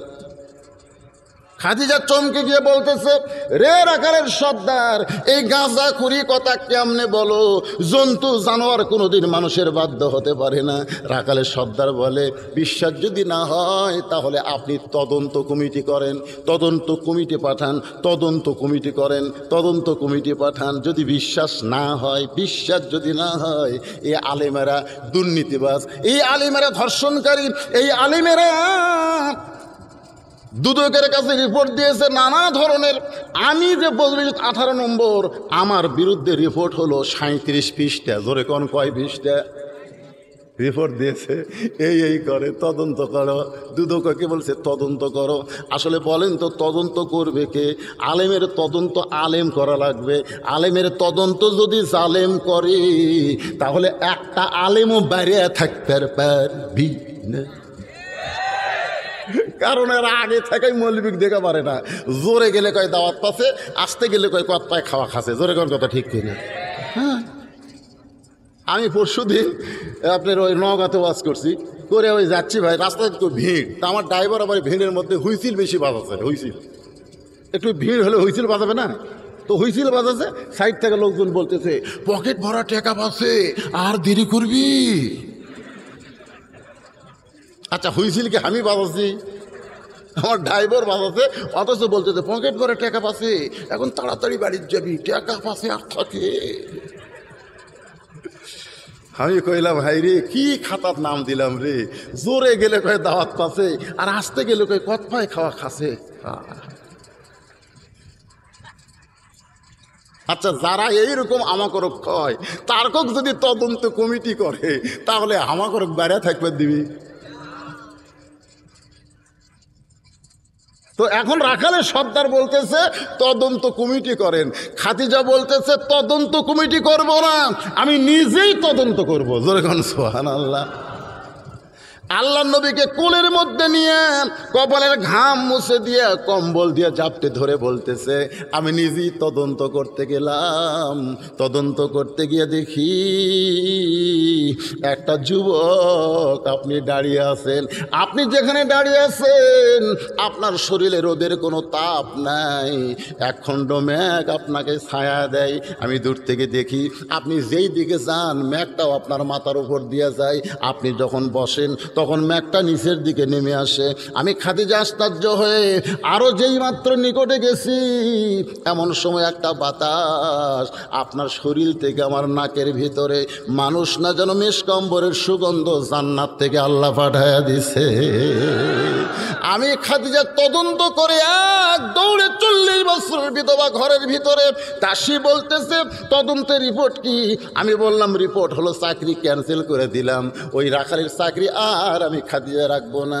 দাসী বলতেছে কি অপরাধ? বলে তুই দাসী, তোকে বলার দরকার নাই। দাসী চলে গেছে নবীর আবু তালেবের কাছে যে আপনার ভাতিজার চাকরি কিন্তু নট হয়ে গেছে। নবী আবু তালেব নবীর কাছে গিয়ে বলতেছে বাবা কি অপরাধ করেছে তুমি, তোমার রাখালের চাকরি কেন খাদিজা ক্যান্সেল করে দিল? আল্লাহ নবী বলেন চাচা আমি তো কোনো অপরাধ করি নাই। আবু তালেব খাদিজার কাছে বলতেছে আমার এতিম ভাতিজার চাকরি কেন নট করে দিলে, চাকরি কেন বঞ্চিত করে দিলে? খাদিজা বলতে চাকরি খাওয়ার কারণ একটাই হলো আপনার এতিম আর রাখাল থাকবে না, আপনার এতিমকে আমি স্বামী হিসাবে গ্রহণ করতে চাই। আমি সেই দিনই জানি আপনি সাধারণ না, আল্লাহ পাক আপনার সঙ্গে আছে। জোরে কোন সুবহানাল্লাহ। সাহস দিতে নবীকে রে। আহা, আপাতত নবীরা গাড়ি হিরাত যায় না, ওই ঘরের মধ্যে কোরআন শরীফ আসা শুরু হয়ে গেছে। সুবহানাল্লাহ না কেন? নবী ঘরের মধ্যে কোরআন শরীফ তেলাওয়াত করে। দেখেন কোরআনের কি পাওয়ার। ওই যে আবু জেহেল উতবা সাইবা ওরা চুপি চুপি চোরের মতন কোরআন পড়া শোনে। আবু জেহেল তো একদিন ঘটনা করবে বলেই ফেলে দিছে, কি সুন্দর কোরআনের বাণী, রাত কোন দিক দিয়ে গেল আমি বুঝবারই পারিনি। মানে নবী যখন কোরআন পড়ে। আর আমাদের বাংলাদেশের প্রত্যেক বছর কোরআন প্রতিযোগিতায় বিশ্ব থেকে পুরস্কার আনে। তোর কোন কথা ঠিক কিনা? এই বছর প্রথম সরকার বিশ্বজয়ী হাফেজকে সম্বর্ধনা দিয়েছে এই বছর। কারণ কিছুদিন আগে ওই যে মেয়া ফুটবলার করক দিয়েছিল, ওটা আবার সব আলেমেরা ওয়াজের ময়দানে বলা শুরু করছে। সরকার দেখানোর জন্য একটা 2 লাখ টাকার, কয় লাখ? 2 লাখ টাকার একটা সম্বর্ধনা দিচ্ছে। না শুরু হোক, তাও শুরু হোক। সামনে আছে শুভ দিন, চিন্তা ভাবনা করে নিন। একটা কথা আছে না, সামনে 23 সাল ভোটের বছর আসতেছে। এই জন্য কিছু কিছু দুনিয়াবী নেতা বলবে সামনে আছে শুভ দিন, চিন্তা ভাবনা করে নিন। চিন্তা ভাবনা করা শুরু হয়ে গেছে, কিন্তু আপনারা সব কথাই খেয়াল করবেন না। খেয়াল করতে হবে আমার আল্লাহ রাসূলের কথা। জোরে বলেন ঠিক কিনা? একটু মনোযোগ দিয়ে শোনেন। নবী ঘরের মধ্যে কোরআন পড়ে চুপি চুপি শোনে। একদিন কয়েক নেতা একত্র হয়ে বলতেছে কোরআন শুনতে তো ভালোই লাগে ঘরের মধ্যে যখন পড়ে। আবু সুফিয়ান বলতেছে ঘর থেকে কোরআন যদি বাইরে আসে, যদি ঘর থেকে কোরআন বাইরে আসে। আবু জেহেল বলতেছে খবরদার এই কথা বলো না, ঘরের মধ্যে কোরআন থাক। যেরকম আমরা মাদ্রাসার মধ্যে কোরআন থাকলে কোনো সমস্যা নাই, মসজিদের মধ্যে কোরআন থাকলে কোনো সমস্যা নাই, এই কোরআনের মাহফিলে কোরআন থাকলে কোনো সমস্যা নাই। কিন্তু এই কোরআন নিয়ে যদি সংসদে যাবার চাই তখনই আবু জেহেলদের সমস্যা হবে। ধরে কোন ঠিক কিনা? আবু জেহেল বলতেছে ঘরের মধ্যেই কোরআন থাকবে, ঘরের বাহির হবে না। আবু সুফিয়ান বলতেছে যদি হয়, যদি হয়। আবু জেহেল বলতেছে তাহলে আমাদের ভুয়া নেতৃত্ব চলবে না। এই যে কাঁঠাল ভাঙ্গা খাচ্ছি, আমরা যে কাঁঠাল ভাঙ্গা খায় নেতৃত্ব দিচ্ছি, আমরা এক রাতে তেলের দাম 40 টাকা বাড়াচ্ছি। ধরে কোন কথা ঠিক কিনা? এর নাম হলো কাঁঠাল ভাঙ্গা। ধরে কোন কি ভাঙ্গা? 800 টাকার গ্যাস এক রাতে 1200। আমার বাড়িতে আমি থাকি না রে ভাই, বিল হচ্ছে ৮,২৪০ কারেন্টের বিল, কারেন্টই নাই। এইটা যখন কোরআনের সমাজ চালু হবে, এই কাটাল ভাঙ্গা রাজনীতি চলবি না। তোর এখন কথা কন না কেন? গরিবদেরকে শোষণ আর ধনীরা টাকা সুইস ব্যাংকে লক্ষ কোটি টাকা ওরা পাচার করছে। জোরে কোন কথা ঠিক কিনা? আল্লাহর কোরআনের সমাজ যখন চালু হবে, এই কাটাল ভাঙ্গা রাজনীতি চলবে। আবু জেহেল বলতে তো খবরদার বাইরে বার হওয়া দিবি না, ওটা খালি ঘরের মধ্যেই থাক। ওরা খালি কোরআন পড়ুক আর দোয়া করুক আর চুমা খাক, অসুবিধা নাই। চুমা খালে কোনো ক্ষতি নাই। আপনি কোরআন সকালে এক পারা পড়া থুয়ে দেন, কি সমস্যা? কিছুক্ষণ আগে আসরের নামাজ পড়ছে, যে নামাজ সম্পর্কে আল্লাহ বলেছে ইন্নাস সালাতা তানহা আনিল ফাহশাই ওয়াল মুনকার, একমাত্র নামাজই পারে মানুষকে যাবতীয় খারাপি থেকে বাঁচাই দিতে। কোরআনে আছে না নাই? জোরে কোন আছে না নাই? আসর নামাজ পড়ে জমি ধান দেখবার গেছে, জমির ধান দেখবার যায়, দেখে যে উপর জমির পানি, নিচে ওর জমির পানি নাই। চিন্তা করতেছে কে উপরে পানি আছে, নিচে আমার ডাত নাই, কি করি? মাথাত কিন্তু টুপি আছে, টুপি মাথার দেয়, আমি চারিদিকে দেখতেছে কেউ নাই, আশেপাশে কেউ নাই। আস্তে করে বসে এরকম করে হাত দেয়, আল কাটছে, আল কাটে ওই পানিতে আবার হাত ধোছে, ধুয়ে উপর দিকে আবার চারিদিকে তাকে বলতেছে আলহামদুলিল্লাহ, কেউ দেখেনি, কেউ দেখেনি।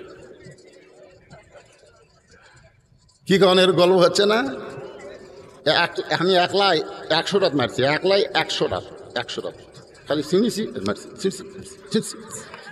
তখন সাইড থেকে একজন বলতেছে কে রে, তুই যে একলাই 100 রাত মারলি, কেউ দেখলো না?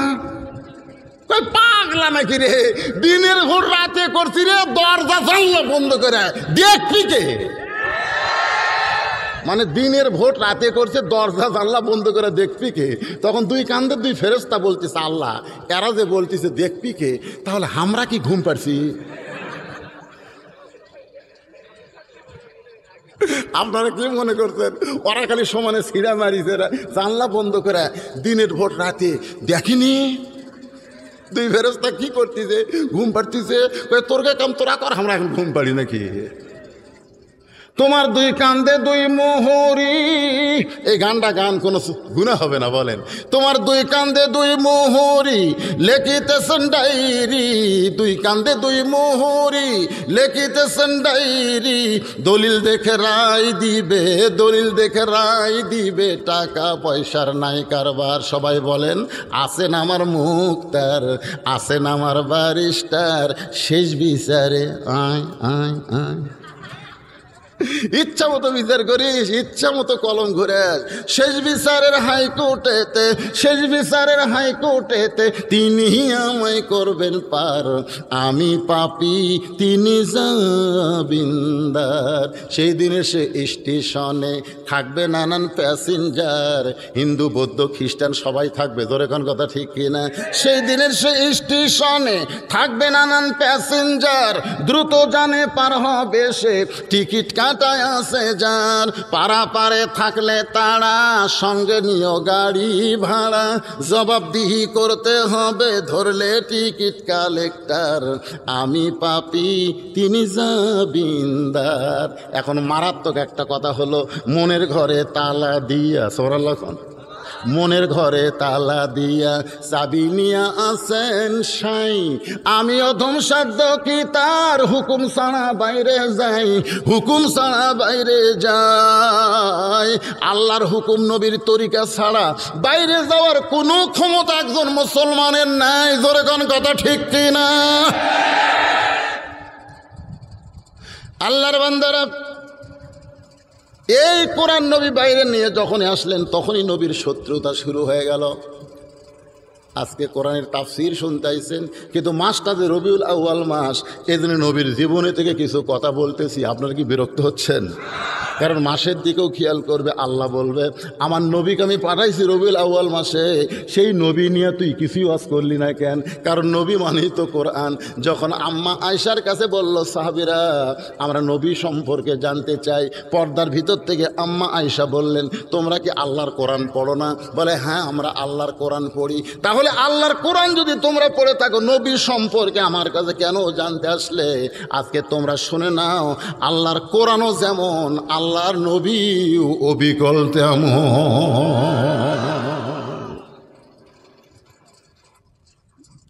আল্লাহ নবী বললেন রে উম্মে সালমা, কি তিনটা শর্ত তুমি দাও। আমার মায়েরা যারা পর্দার অন্তরালে, আপনারা হয়তো ভাবতেছেন হুজুর আমাকে কথা ভুলে গেছে।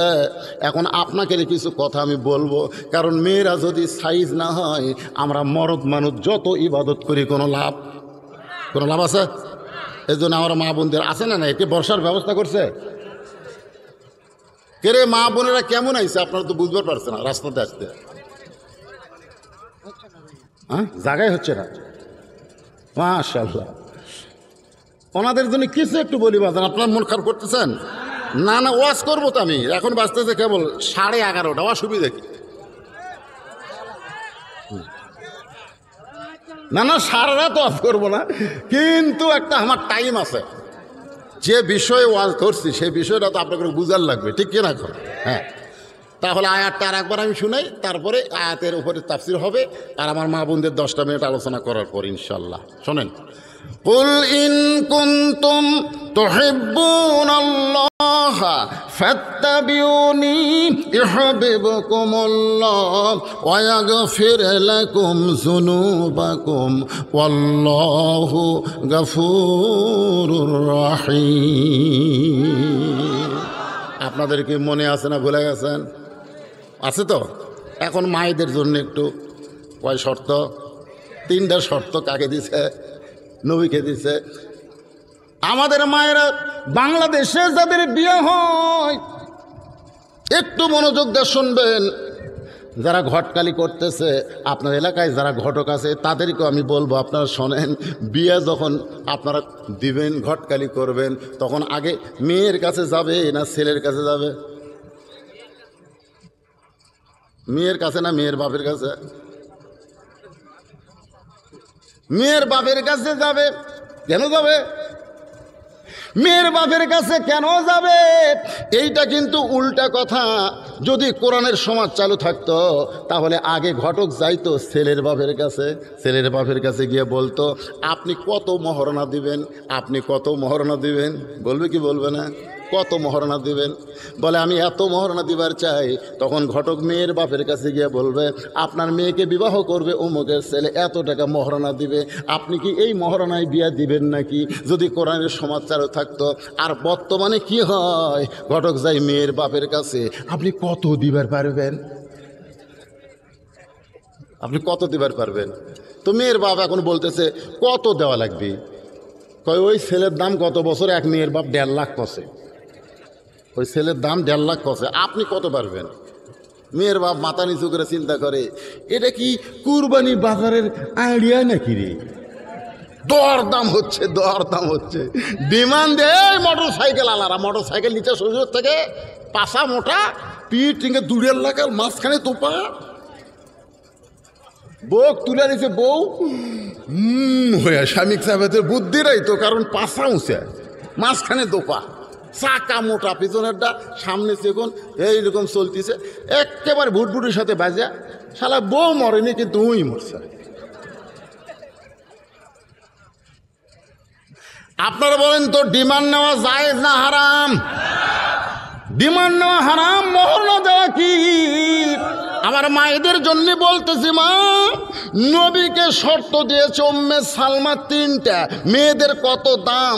আপনারা যারা পর্দার অন্তরাল আছেন একটু মনোযোগ দিয়ে শোনেন মা, আপনারা কিন্তু দামি জিনিস, কারণ যত দামি জিনিস সেগুলো জিনিস কি প্রকাশ্যে থাকে না গোপনে থাকে? আপনাদের এলাকায় যদি কোনো লোক মনে করেন একই গাছের কলা 2 ভাগ করছে, 1 ভাগ সোঁচা তো আলা আর 1 ভাগ হচ্ছে শিলা, আপনাকে এই কি হাটেরা চৌবাড়িয়া হাটে যা বসে আছে, শিলা কলা, সোঁচাওয়ালা কলা, শিলা কলা, একই গাছের, তো খরিদ্দার খালি সোঁচাওয়ালা যে পর্দা আছে, এই পর্দাওয়ালা কলা বলতেছে ভাই কত করে কেজি? তো কলাওয়ালা বলতেছে একই গাছের রে, ইরের দিকে তাকাস না কে? তো বলতেছে না ভাই ওটা হলো শিলা। তো তুই কলা কি সোঁচা সহ খাস?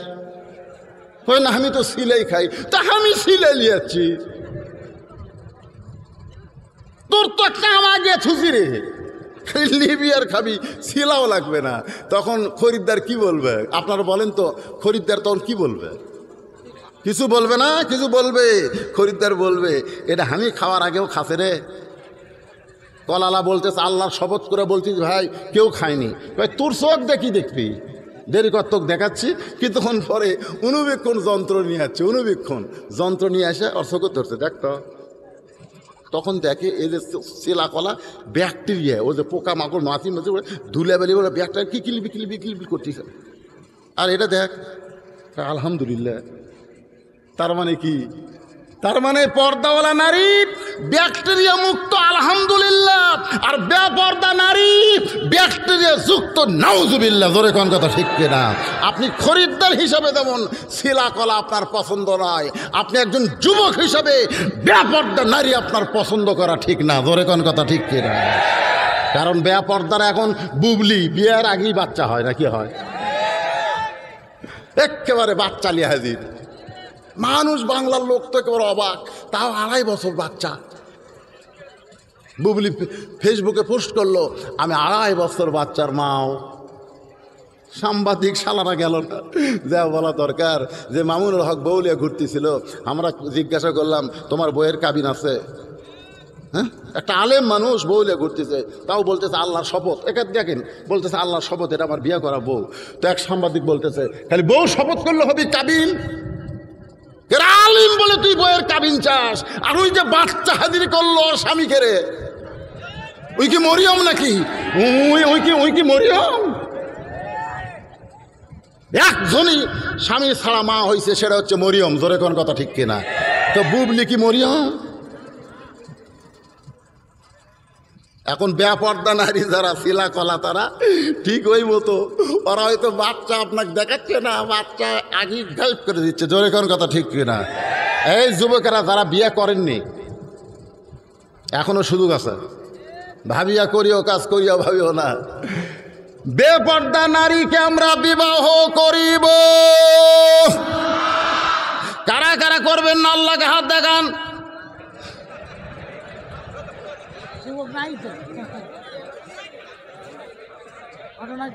কেরে যুবক, সবই যুবক দেখা যাচ্ছে। আচ্ছা ঠিক আছে, এইভাবে বললে হবে না। আপনারা কারা কারা বিয়ে করেননি তারা হাত তোলেন তো দেখি, যারা যারা বিয়ে করেননি। মাশাআল্লাহ, হাত নামান। এইবারে বোঝা গেল তো। যখন বাবা ভালো জিনিস খান, বাবা শিলা খায়েন না বাজান। আপনি শিলা খান রে, শিলা যদি লাগে আপনি ছিলেন, মানুষ শিলা থসে আগে থেকে, সেটা খাবেন কেন? আল্লাহর মা বোনে আব্বান্দিরা শোনেন একটু মনোযোগ দিয়ে। গভীর রাত্রে হযরত আলী ফাতেমাকে কবর দিল। গভীর রাত্রে কবর দিয়া আল্লাহকে বলতেছে আল্লাহ আমি আলী ফাতেমার প্রতি খুশি হয়ে গেছি, তুমি আল্লাহ ফাতেমার প্রতি খুশি হয়ে যাও। এই দোয়াটা করে তাকায় দেখে সামনে কয়েকটা পুরাতন কবর দেখা যায়, সামনে কয়েকটা পুরাতন কবর দেখা যায়। আলী চিৎকার করে বলে এইমাত্র ফাতেমার কবর দিলাম, সেই নতুন কবর গেল কোন জায়গায়? কে যেন গায়েব থেকে বলতেছে আলী ফাতেমা পর্দা নিশি, আমি আল্লাহ জোহরা ডিগ্রি দিয়া ফাতেমার কবরকেও কিয়ামত পর্যন্ত পর্দা করেছি। কারণ ফাতেমা সাধারণ কোনো নারী না, খাতুনে জান্নাত। নবী বললেন উম্মে সালমা কি শর্ত তোমার? উম্মে সালমা বলতেছে ইয়া রাসূলুল্লাহ আমার 1 নম্বর শর্ত হলো আমার আগে বিয়ে হয়েছিল, আপনার সাথেও বিয়ে হবে। আমি আপনার কাছে জানতে চাই আমি যখন জান্নাতে যাব, আমার স্বামী যেটা মারা গেছে সেটাও জান্নাতি, কারণ আপনার সাহাবী আবু সালাবা সে তো জান্নাতি, হিজরত করে মদিনায় এসেছিল। উম্মে সালমা তখন ছিল মক্কায়। উম্মে সালমার বাবারা ওই স্বামীর সঙ্গে তাকে মদিনায় আসতে দেয় নাই, কিন্তু আবু সালাবা মদিনায় এসে অসুস্থ হয়ে গেল, মারা গেল। মরে যাওয়ার সময় রাসূলকে বললেন, ইয়া রাসূলুল্লাহ, আমার বউ এবং সন্তান থাকলো মক্কায়, আমি অসুস্থ হয়ে দুনিয়া থেকে বিদায় নিচ্ছি হুজুর। ওগো আল্লাহর নবী, আমার বউটা যদি কোনো দিন আমার কারণে মদিনায় আসে আর আসার পরে যদি জানতে পারে আমি দুনিয়াতে নাই, তাহলে বউটা বড় কষ্ট পাবে, কষ্ট পাবে। ওগো আল্লাহর নবী রহমাতুল্লিল আলামিন, আমার বউটা যেন কোনো কষ্ট না পায়। জোরে কান সুবহানাল্লাহ। উম্মে সালমা বলে, ইয়া রাসূলুল্লাহ, আপনার সঙ্গে যখন আমার বিয়ে হবে তাহলে আমি জান্নাতে গেলে আপনিও তো বিশ্ব নবী, জান্নাতের জান্নাতি, আমার স্বামী হচ্ছে জান্নাতি, আমি তখন কোন স্বামীকে জান্নাতে পাবো? আমি কিন্তু আবু সালাবা আমার আগের স্বামীকে জান্নাতে নিব না, আপনার বউ হয়ে জান্নাতে থাকতে চাই। আপনি যদি রাজি হন, জান্নাতের মধ্যে আমাকে বউ স্বীকার করে দুনিয়াতে যেমন বিয়ে করছেন, জান্নাতেও আমার সঙ্গে আপনি থাকবেন, আপনার সঙ্গে আমাকে রাখবেন। এটাই হলো আমার 1 নম্বর শর্ত। আমার 2 নম্বর শর্ত হলো, ওগো আল্লাহর নবী, আপনার সঙ্গে বিয়ে হওয়ার পরে আমার যদি কোনো কারণে পূর্বের স্বামীর কথা মনে হয়ে যায়, হঠাৎ যদি পূর্বের স্বামীর কথা মনে হয়ে যায়, আমি আনমনা হয়ে যাব। আপনি বুঝতে পারবেন যে উম্মে সালমা আগের স্বামীর কথা মনে করে মন ভার করে আছে, তখন কিন্তু আপনার মনে কষ্ট নেওয়া চলবে না। এটা হলো আমার 2 নম্বর শর্ত। আল্লাহ রাসূল বলে, উম্মে সালমা, আমার সঙ্গে যখন তোমার বিবাহ হবে তখন তোমার পূর্বের স্বামীর কথা মনে থাকবে না, কারণ আমি হলাম পৃথিবীর শ্রেষ্ঠ স্বামী। জোরে কর না সুবহানাল্লাহ। 9টা বউ, 9টা। নবীর এট এ টাইমে কয় বউ ছিল? জোরে কোন কয়টা? 9টা বউ একত্র হয়ে একদিন বলতেছে, কে রে, আমাকে 9 জনের মধ্যে নবী কাক বেশি ভালোবাসে? তখন সাউদা বলতেছে, আয়েশাক বেশি ভালোবাসে, আয়েশাক। আর একজন বলতেছে, না না, আয়েশাক না, হাফসাক বেশি ভালোবাসে, হাফসা। মানে এক বউ এক একটা কথা কয়। তখন আয়েশা বলতেছে, আমরা এরকম না বলা বলি করে নবীকে ধরি। কিছুক্ষণ পরে নবী আইছে, 9 জন বউ একত্র হয়ে বলতেছে, হুজুর, আজকে আপনাকে একটা উত্তর দেওয়া লাগবে। আল্লাহ রাসূল বলে, কি উত্তর? বলে, আমাদের 9 জনের মধ্যে আপনি সবচাইতে বেশি ভালোবাসেন কাকে? এই উত্তরটা দেওয়া লাগবে।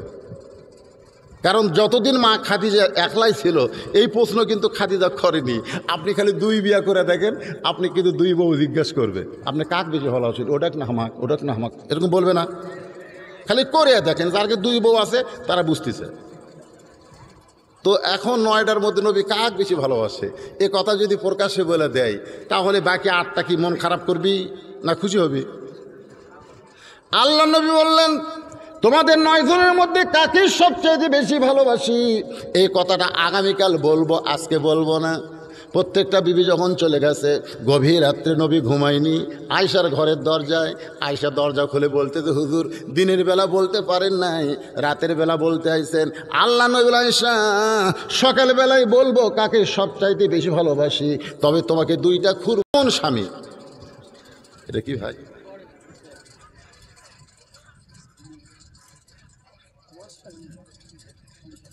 আচ্ছা আচ্ছা, না না, ওয়াজ বন্ধ করবার করছে না। অনেকে আর মনে করছে স্লিপ দিয়েছে, মনে হয় কিছু হচ্ছে, কিছু না। তাহলে আল্লাহর নবী 9টা বিবিরে খুশি করছে, আমরা 2টা কি খুশি করবার পারি না? রাসূল বললেন, রে উম্মে সালমা, তুমি অন্য স্বামীর কথা, আগের স্বামীর কথা তোমার মনই হবে না। এখন বলে 3য় শর্ত কি? উম্মে সালমা বলতেছে, ইয়া রাসূলুল্লাহ, আগের ঘরের একটা সন্তান আমার আছে, আমাকে যদি আপনি বিয়ে করেন তাহলে আমার সন্তানের দায়িত্ব আপনাকে নেওয়া লাগবে। রাসূল বললেন, আমি হলাম এতিম, তোমার সন্তান হলো এতিম, আমি তোমার সন্তানকে অবশ্যই আমার সন্তানের মর্যাদা দিব। উম্মে সালমা বললেন, আমার আর কোনো আপত্তি নাই। লিল্লাহে তাকবীর। আয়েশা বলতেছে, রে মেয়েরা, তোমরা নবীর সম্পর্কে জানতে এসেছো, আমার স্বামীকে আমি দেখেছি 9 বছরে, নবী দেখেছি মাত্র 3 বার। জোরে কোন কয়বার? এখন তোমরা কি শুনবা? আমার স্বামী সম্পর্কে শুনবা না নবীর সম্পর্কে শুনবা? কারণ স্বামী সম্পর্কে বলতে গেলে বহু সময় লাগবে, 9 বছর। জোরে কোন কয় বছর? আর নবী দেখছি মাত্র 9 বছরে 3 বার। তাহলে তোমরা কোনটা শুনবা? সমস্ত মেয়েরা বলতেছে এতদিন তো আমরা জানি আপনার নবী, আপনার স্বামী তো নবী। এতদিন আমরা কি জানি বেড়া থেকে? এ কথা কয় না। বেড়া থেকে আমরা কি জানি যে আপনার স্বামী তো আল্লাহর নবী, কিন্তু আজকে ঘরের মধ্যে আপনি কি বলতেছেন? রাসূল বলেন, না রে পাগলা, সবসময় নবীর কাছে থাকা যায়? আল্লাহ রাসূল কি করলেন? যেই মাত্র মা আয়েশা ঘরের মধ্যে ঢুকছে, বুঝলেন, ঢোকার সাথে সাথে দরজা বন্ধ করে দিচ্ছে। তা আয়েশা তো থরথর করে কাঁপতিছে। তা আল্লাহ রাসূল বলে, আয়েশা কাঁপো কেন? বলে, আপনার জুতার পরশে আল্লাহর আরও ধন্য হয়ে গেছে। সুবহানাল্লাহ কবেন না? লাইলাতুল মিরাজ, আপনি আল্লাহর সঙ্গে মিরাজ করেছেন, আপনি আল্লাহর নবী। হুজুর ঘরের মধ্যে ঢুকছি, ভয়ে আমার ভিতরে থরথর করে কাঁপতেছে, না জানি কোনো বেয়াদবি হয়। আল্লাহ রাসূল বলে, আয়েশা, আমি দরজা জানলা বন্ধ করলাম কেন তুমি জানো? আয়েশা বলছে যে হুজুর, দরজা জানলা কি জন্য বন্ধ করছেন? এই কারণেই বন্ধ করছি যে যতক্ষণ দরজা খোলা থাকে ততক্ষণ আমি নবী রে, আর যেই বন্ধ করছি আমি কি আর নবী আছি? আয়েশা কয়, হুজুর এখন কি আমি স্বামী, তুমি আমার বউ? আচ্ছা, সুবহানাল্লাহ কর না কেন? যতক্ষণ দরজা জানলা খোলা থাকে ততক্ষণ আমি কি? ততক্ষণ কি? কিন্তু যেই দরজা জানলা বন্ধ হয়েছে তখন আমি নবী নাই, আমি হলাম স্বামী, আর তুমি আমার বিবি। মায়েশা দৌড়ে এসে নবীর বুকের মধ্যে ঢুকলেন। যেই মাত্র ঢুকছে, নবী আস্তে করে এই ডান হাতখানা আয়েশার পিঠের উপরে একটা চাপ দিলেন, এভাবে একটা চাপ দিলেন। সুবহানাল্লাহ খান। আসলে আপনারা ওয়াজ করে যখন বাড়ি যাবেন না, বউ যখন দরজা খুলে দিবি, এই যারা বিয়ে করতেন তারা শোনেন, যারা বিয়ে করেননি তারকে এখন এটা শোনার দরকার নাই। বউ যেই দরজা খুলে দিবি, আপনি সালাম দিয়ে বুকের মধ্যে নিয়ে এই ডান হাত দিয়ে পিঠের উপরে একটা চাপ দিবেন। বউ বলবে, আজকে ওয়াজ ছাটিছে রে, আজকে কোন হুজুর ওয়াজ করছে রে? ই তো বাড়ির মধ্যে ঢোকে আস্তে আস্তে সিগারেট খায়, মুখের দুর্গন্ধ নিয়ে সালাম কালাম জীবনেও ধরে না, আজকে বুকের মধ্যে চাপে দিল। সুবহানাল্লাহ কন্যা খায়। যেই মাত্র নবী আয়েশাকে বুকের মধ্যে চাইপা ধরেছে, এমন সময় আল্লাহ বলে, জিবরাইল আর দেরি করো না, নবীর কাছে আল্লাহর কোরআন নিয়ে হাজির হও। ফেরেশতা জিবরাইল বলে, আল্লাহ আমি 24,000 বার তোমার কোরআন নিয়ে নবীর কাছে। জোরে কন সুবহানাল্লাহ। 23 বছরে 24,000। জোরে কন কয় হাজার?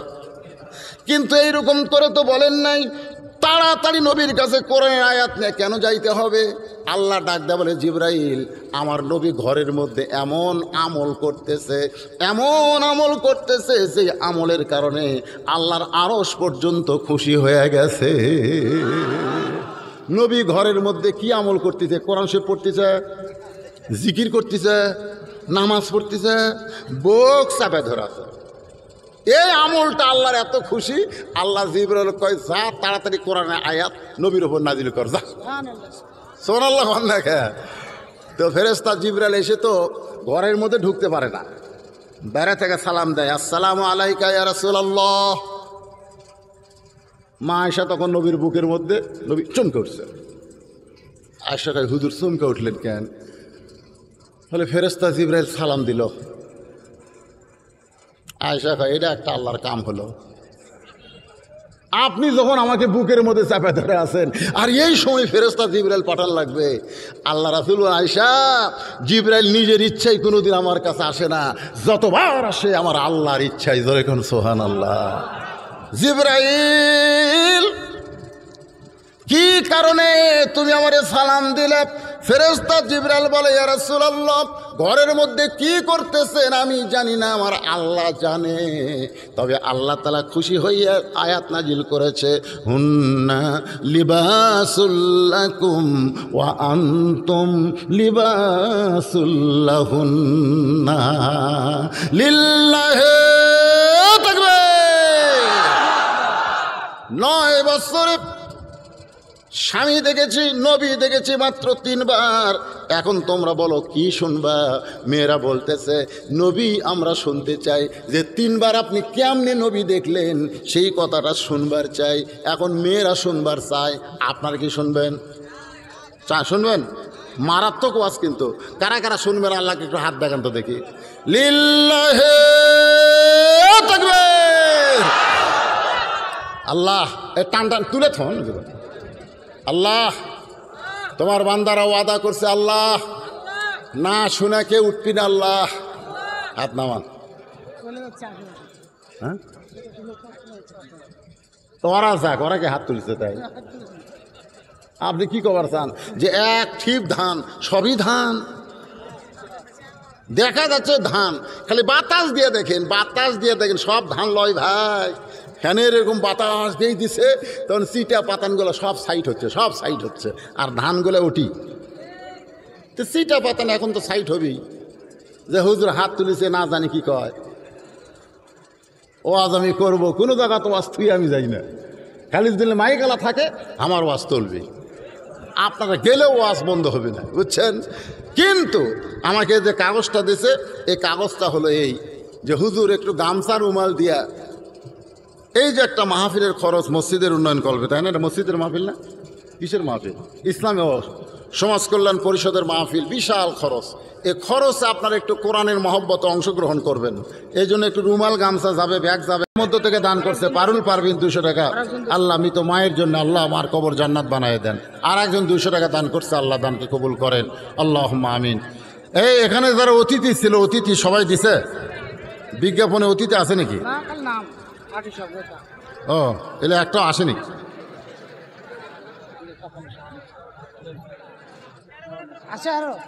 এই বিজ্ঞাপনের প্রধান অতিথি কি দিয়ে গেল রে? ঘোষণা করা লাগবে না? সহসভাপতি বৃন্দ, অনেক সহসভাপতি আছে। দেখেন আক্তার নামে একজন মা আমার 1000 টাকা দান করেছে। আল্লাহ মায়ের দানকে আল্লাহ আপনি কবুল করেন, আল্লাহুম্মা আমিন। দেখেন কমিটির লোক নাই, আমার সাহাবী টাকা গুনতিছে রে। কে রে এই কমিটির লোকেরা গেল কোথায়? কি কোথায় গেছে? আমি কমিটি হ্যাঁ আরেকজন 170 টাকা দান করছে, আল্লাহ কবুল করেন। আব্দুল মজিদ মাস্টার 12 ঘরিয়া, উনি আছেন? বাবা দান করছেন কি আগে? আচ্ছা আচ্ছা আচ্ছা, তাহলে এগুলো বলার দরকার নাই, এগুলো গোপনে হচ্ছে। বেশি দামি বাসের কিন্তু টিকিট বাসের মধ্যে কাটে না, সব কাউন্টারে কাটা হয়। তো কাউন্টারে কাম সারছে। আর একজন 200 টাকা দান করেছে, আল্লাহ কোরআনের জন্য আল্লাহ দানকে কবুল করেন, আল্লাহুম্মা আমিন। সম্মানিত অতিথিবৃন্দ, অনেকের নাম আছে। হ্যাঁ কি সেটা?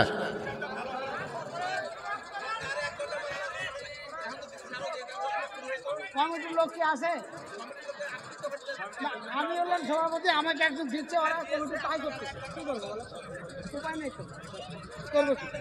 টাকা না হলে কি চলবে? অনুষ্ঠান চলবে না।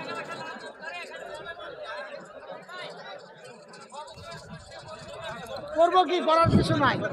আসলে ব্যতিক্রম কথাগুলো ঠিক, আপনাদের কথা 100% ঠিক। অবশ্যই যে সভাপতি মানে কি সবার উপরে, তাই টাকা ধরে ধরে টেনে ছুটছে, আর কমিটির লোক নাই।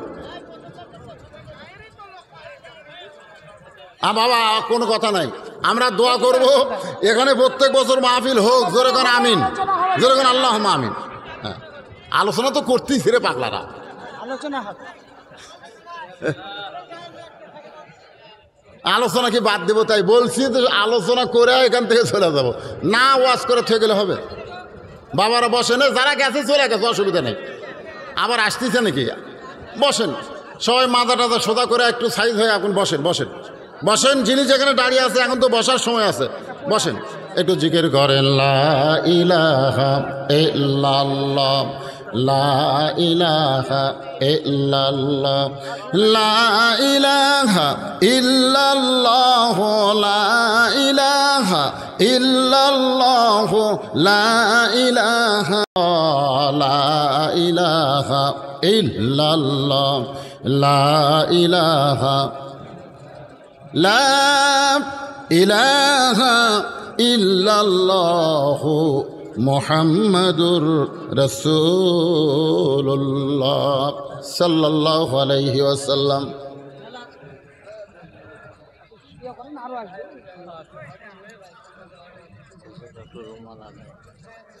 ই আমার এতক্ষণ পর ঘুরতে আসলো রে, বাড়ি থেকে আসলাম খাওয়ায়। ই কে বলেছে করছে হুজুর রুমাল আদায়, আমি রুমাল আদায় করতে করতে গলা শুকে ফেলে দিছি। আর একবার ভালো করে বলি, আর কিছু লাগবে না। ভালো করে বলি। দেখছেন হয়ে গেছে, বলা হয়ে গেছে, তোলা হয়ে গেছে, কিছু লাগবে না।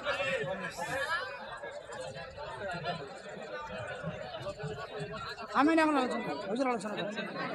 আদায় না হলে পরে কি করবো, টাকা লাগবে না। কই রুমাল আদায় হুজুর আপনি একটু রুমাল আদায় করেন, তা আমি রুমাল এখন কুটি পামো, আর সেই রুমাল নিয়ে তো আপনার কাছে ঘোরাঘুরি শুরু করে দেই। তা আপনারা কালকে কোন বক্তা পাগলা হজরে টেজো তো আসছে নিচে রুমাল নিয়ে ঘুরতেছে।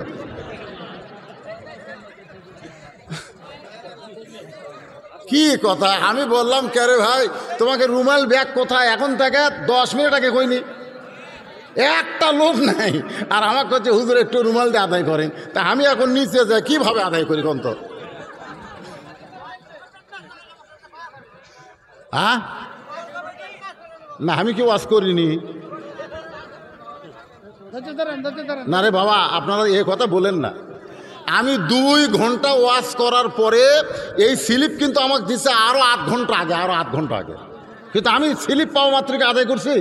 কারণ আমি জানি যে জনগণ কমপক্ষে 2 ঘন্টা ওয়াজ না শুনলে ওরা যাবে আর কবে আমাদের তৃপ্তি হলো না, এই ভটভটি ভাড়া এই অটো ভাড়া আমাদের হলো না রে। সেই জন্য 2 ঘন্টা ওয়াজ করে তারপরে একটু বলছি ভাই রে আপনারা তো সগলি চলেই যাবেন, ওয়াজ শুনে চলে যাবেন, এরা আবার আমার সাথে একটু হাত মিলান লাগবে, বোঝেন না, হাত মিলান লাগবে না। তো এরা যদি কয় হুজুর আপনি আদা টাদা করেননি, ওই ওয়াজ শুনেছেন ওরকে হাতে চলে যান। তাহলে আগে আসলো তেল, গত বছর যখন এই মে মাসে আসলাম আপনাকে প্যারিসও, তখন তেল আসলো 90 টাকা লিটার, আজকে 130 টাকা 35 টাকা লিটার। জানেন আমার গাড়ি আবার পেট্রোল দিয়ে চলে, অকটেন দিয়ে চলে। কি আদায় হচ্ছে তো হয়নি? আদায় হয়ে গেছে। হয়নি বাবা? এখন ওয়াজ করেন, আচ্ছা ঠিক আছে। আদায় হয়েছে। আয়শা বলতেছে নিজের চোখে দেখি নবীর পরনে একটা জামা পিছন দিকে ছিঁড়ে গেছে, নবী যেই জুব্বাটা পরে সেই জুব্বাটার পিছন দিকে ছিঁড়ে গেছে। আয়শা বলে ওই একটা মাত্র জামা ছাড়া তখন নবীর দ্বিতীয় কোনো জামা ছিল না। কয়টা? একটা। যতক্ষণ এটা পরে থাকে পিছন দিকে ছিঁড়ে দেখা যায় 2 জাহানের শ্রেষ্ঠ নবী। আল্লাহ তাআলা আমাদের আদর্শ বানাইছে, গরিবরা যেন কোনোদিন বলতে না পারে আল্লাহ আমাদের গরিব বানাইছে। নবীর আদর্শে দিয়ে খেয়াল করেন আমাদের চাইতেও নবী বেশি গরিব ছিল, ধরে কোন ঠিক কিনা? কোনো ক্ষুধার্ত যেন আল্লাহ যখন যে কোরআনে আয়াত নাজিল করলো ওয়ালা নাবলুওয়ান্নাকুম বিশাইয়্যিম মিনাল খাউফি ওয়াল জুই ওয়া নাকসিম মিনাল আমওয়ালি ওয়াল আনফুসি ওয়াস সামারাতি ওয়া বাশশিরিস সাবিরিন। আল্লাহ রাসূলকে দিয়ে আমাদের আদর্শ কেন, মানে যেদিকে যাবেন গরিবরা যেন চিন্তা করে নবী আমাদের আদর্শ। আবার আমাদের নবীর চাইতে গরিব আমরা এত হইনি রে, আমরা কি এমন গরিব যে একটাই মাত্র পাঞ্জাবি? আয়শা বলতেছে একটা পাঞ্জাবি সেলাই করব কখন? যতক্ষণ নবী পরে থাকে দিনের বেলায়, রাত্রেবেলা পাঞ্জাবি খুলে কেবল রাখছে। নবী বলে রে মেয়েরা, নবী পাঞ্জাবি খুলে রেখেছে, আমি তখন নিয়ত করেছি আজকে আমি নবীর পাঞ্জাবি সেলাই করে দেব। নবী যখন ঘুমায় যাবে তখন আমি নবীর এই জামাটা সেলাই করব। নবী যখন ঘুমায় গেছে আমি তখন জামা সেলাই করার নিয়তে উঠলাম, কিন্তু ওঠার পরে কূপের মধ্যে গিয়ে তখন তার কারেন্টের বাতি ছিল না, ওই দিয়ার বাতি আমি জ্বালাইতে গিয়ে দেখি তেল নাই। তেল নাই বাতি কেমনে জ্বালাবো, শুয়ের মধ্যে সুতা কেমনে ঢুকাবো, আর ছেঁড়া পাঞ্জাবি কেমনে সেলাই করব। আমি যখন চিন্তা করতেছিলাম এমন সময় নবী আমার ঘুমের ভিতরে একটু কাত হলেন, এই হাতটা মাথার উপরে রাখলেন। কিছুক্ষণ পরে নবী কপাল থেকে হাতটা টান দিলেন। আয়েশা বলতেছে, রে মেয়েরা শোনো, অন্ধকার ঘর এত আলোকিত হয়ে গেল যেন গোটা আসমানের পূর্ণিমার চাঁদ আমার ঘরের মধ্যে আল্লাহ ঢুকাইয়া দিছে। আমি শুয়ের মধ্যে সুতা ঢুকাইয়া আমি নবীর পাঞ্জাবি সেলাই করার পরে জায়গা মতো যখন পাঞ্জাবি রাখলাম, আবার নবী কপালে হাত দিলেন, সঙ্গে সঙ্গে ঘরের আলোটা চলে গেল। আমি আয়েশা থরথর করে কেঁপে যখন নবীর কাছে শুইতে যাই, নবী বললেন, আয়েশা কি করলে তুমি? বলে, হুজুর কি করলাম পরে বলবো, আগে জানতে হবে আমি কি দেখলাম। আমি কি দেখলাম? আল্লাহর নবী বলে, আয়েশা যতক্ষণ আমার পাশে তুমি শুয়ে থাকো ততক্ষণ আমি স্বামী ছিলাম, কিন্তু তুমি যখন আমার পাঞ্জাবি সেলাই করতে গেলে ওই মুহূর্তে আমি নবী হয়ে গেলাম। লিল্লাহে তাকবীর। আল্লাহর নবী সিরাজাম মুনীর। আল্লাহ বলেছেন, আপনাকে আমি নূরের বাতি হিসাবে দুনিয়াতে প্রেরণ করেছি। বাজানগো, সেই নূরের বাতি আজকে আপনাদের সামনে আছে। যখন আছে না নাই, এই নূরের বাতি হলো পবিত্র কোরআন। এই কোরআনের কিন্তু আলো রয়েছে, কিন্তু সেই আলোটা সমাজের মধ্যে জ্বালাতে হবে, কিন্তু আমরা সমাজের মধ্যে জ্বালাবার পারি না। মেয়েরা বলতেছে, মা এটা হলো নবী, একবার দেখলেন, দ্বিতীয়বার নবীকে আপনি কখন দেখেছেন? দ্বিতীয়বার নবীকে আপনি কেমন করে কখন দেখলেন? আয়েশা বলতেছে, তাহলে শোনো, নবী আমাকে আদর করে বলেন, আয়েশা আমি একটু তোমার উরাতে মাথা দিয়ে শুইতে চাই, তুমি কি আমাকে শুইতে দিবা?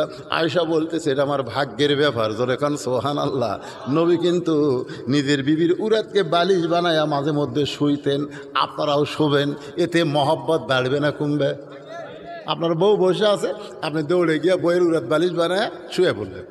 বউ কিন্তু দেখবেন যতই রাগিত হোক, আপনি খালি ওর উরাতত মাথা দিলে ওই কিন্তু আপনার মাথার চুলের মধ্যে হাত দিবি। ধরে কোন ঠিক কিনা?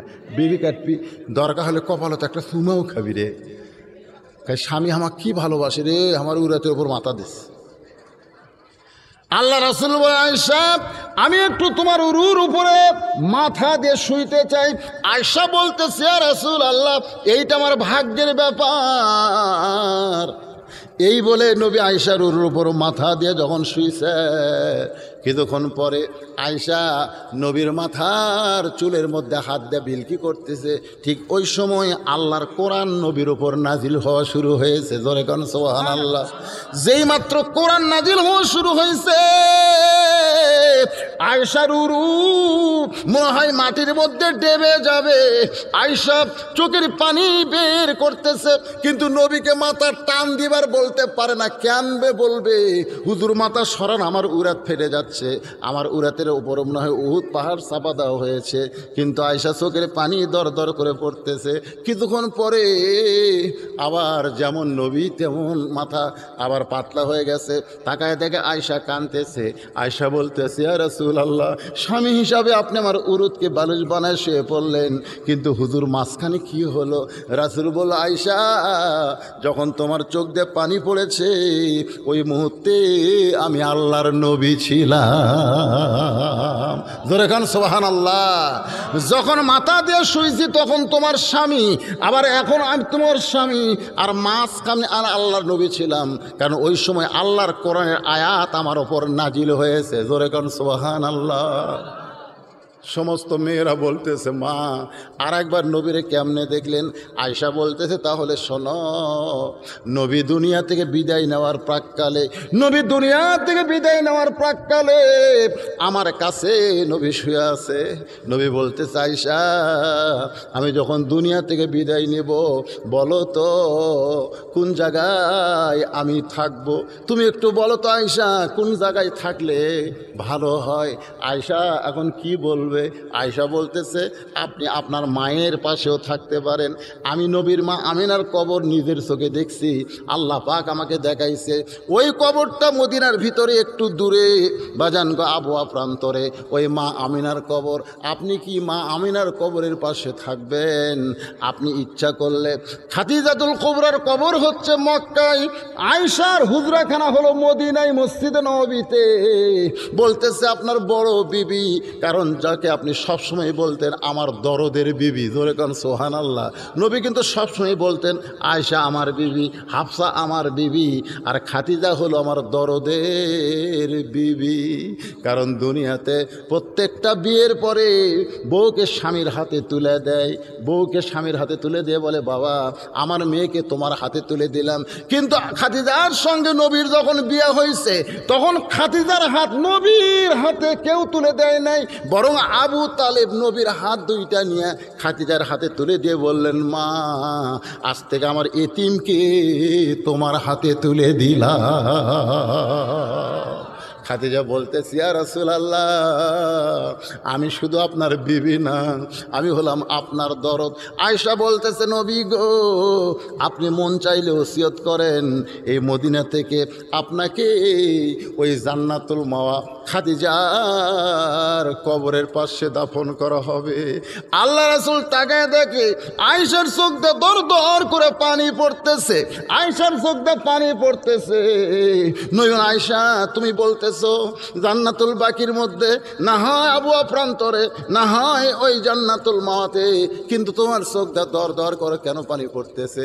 আয়েশা বলছে যে হুজুর এখন আমার 18 বছর বয়স চলতেছে, হুজুর এখন আপনি এই কথা বলতেছেন যে আপনি বিদায় নিলে কোথায় থাকবেন, তাহলে আপনি চলে গেলে আমি কি করব হুজুর, আমার কি করার আছে?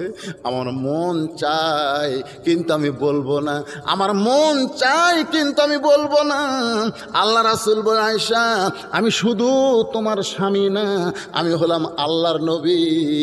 আল্লাহ পাক আমাকে জানাইছে আমি বিদায় নিলে এই জায়গায় তুমি আমাকে রাখতে চাও, জোরে কোন সুবহানাল্লাহ। আয়েশা কান্দে বলে রে মেয়েরা শোনো, নবী আমার কাছে স্বামী হিসেবে শুয়েছিল, কিন্তু আমার চোখের পানি থেকে বলতেছে এই মুহূর্তে আল্লাহর নবী আমি বুঝতে পেরেছি আমি বিদায় নেওয়ার পর এই জায়গায় যেখানে তোমার সঙ্গে গল্প করতেছি এই জায়গায় আমাকে রাখতে চাও। আল্লাহ নবী বিদায় নেওয়ার পর সাহাবীদের মধ্যে কথাবার্তা শুরু হয়ে গেল, নবীকে কোথায় দাফন করা হবে, নবীকে কোথায় দাফন করা হবে। আয়েশা বলতেছেন রে নবীর সাহাবীরা বাহিরে কথা না বলে ঘরের মধ্যে ঢুকো। আবু বকর ঘরের মধ্যে ঢুকে বলতেছে মা আল্লাহ নবীকে কোথায় রাখবা? আয়েশা বলতেছে আমার কাছেই নবী থাকতে চাই, আমার কাছেই নবী থাকতে চাই। যেখানে মা আয়েশার ঘর ওই ঘরের মধ্যেই নবী আজও রয়েছে। বাজান 18 বছর থেকে আয়েশা দুনিয়া থেকে বিদায় নেওয়ার পরে ওই ঘরের মধ্যেই কিন্তু আয়েশা থেকেছে, জোরে কান সুবহানাল্লাহ। এখন আমরা যারা নবীর উম্মত তারা সকলেই বিশ্বাস করব আমাদের নবী 12 রবিউল আউয়াল তারিখে আমরা বলবো বিদায় নিছে। ভোগ করে কোনো সময় বলবেন না নবী মারা গেছে, নবী মারা যায় নাই, নবী বিদায় নিয়েছে।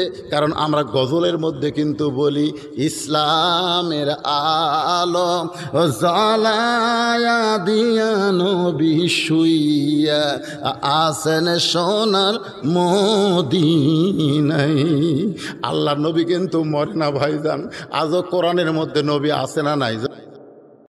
ওর হ্যাঁ মানুষ দিচ্ছে সবাই দিচ্ছে, আল্লাহ কবুল করুক। কোরআনকে মহব্বত করে মানুষ, তোমাকে সেই কোরআন তোমার ভিতরে কোরআন আছে বলে অন্ধ মানুষ হলেও তাকে মানুষ মহব্বত করতেছে। কিসের কারণে? কোন এর ভিতরে যে কোরআন আছে এই জন্যই তো আপনারা দিচ্ছেন। রাস্তায় দাঁড়ায় দাঁড়ায় একটা কোরআনে হাফেজ ভিক্ষা করুক এটা চান আপনারা?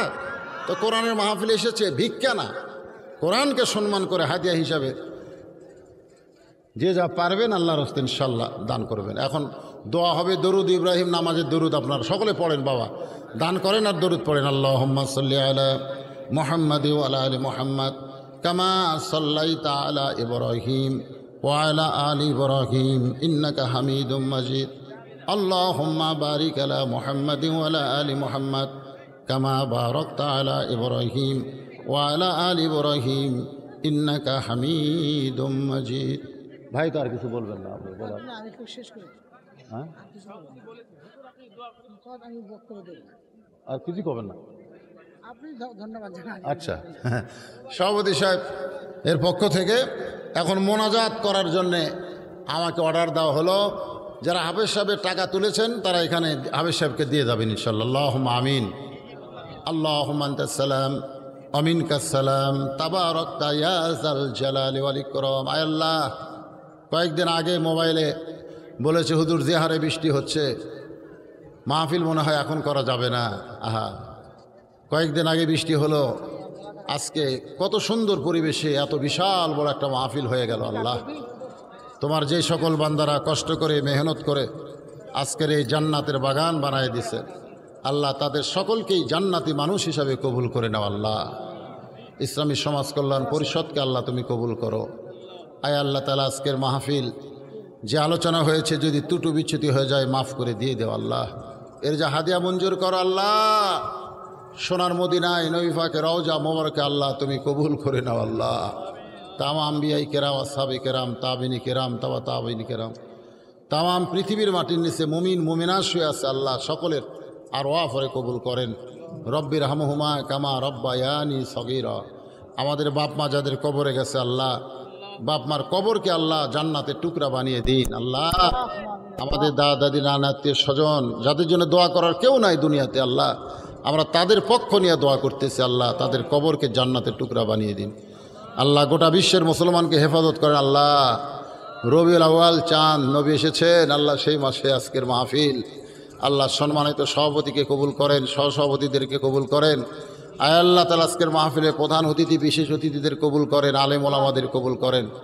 আল্লাহ মুরব্বীদের কবুল করেন, হাজী সাহেবদের কবুল করেন, যুবকদের কবুল করেন। খাস করে যারা এই মাহফিলের আয়োজন করেছে, আঞ্জাম দিয়েছে, আল্লাহ তাদের সকলকেই জান্নাতি হিসাবে কবুল করে নিন।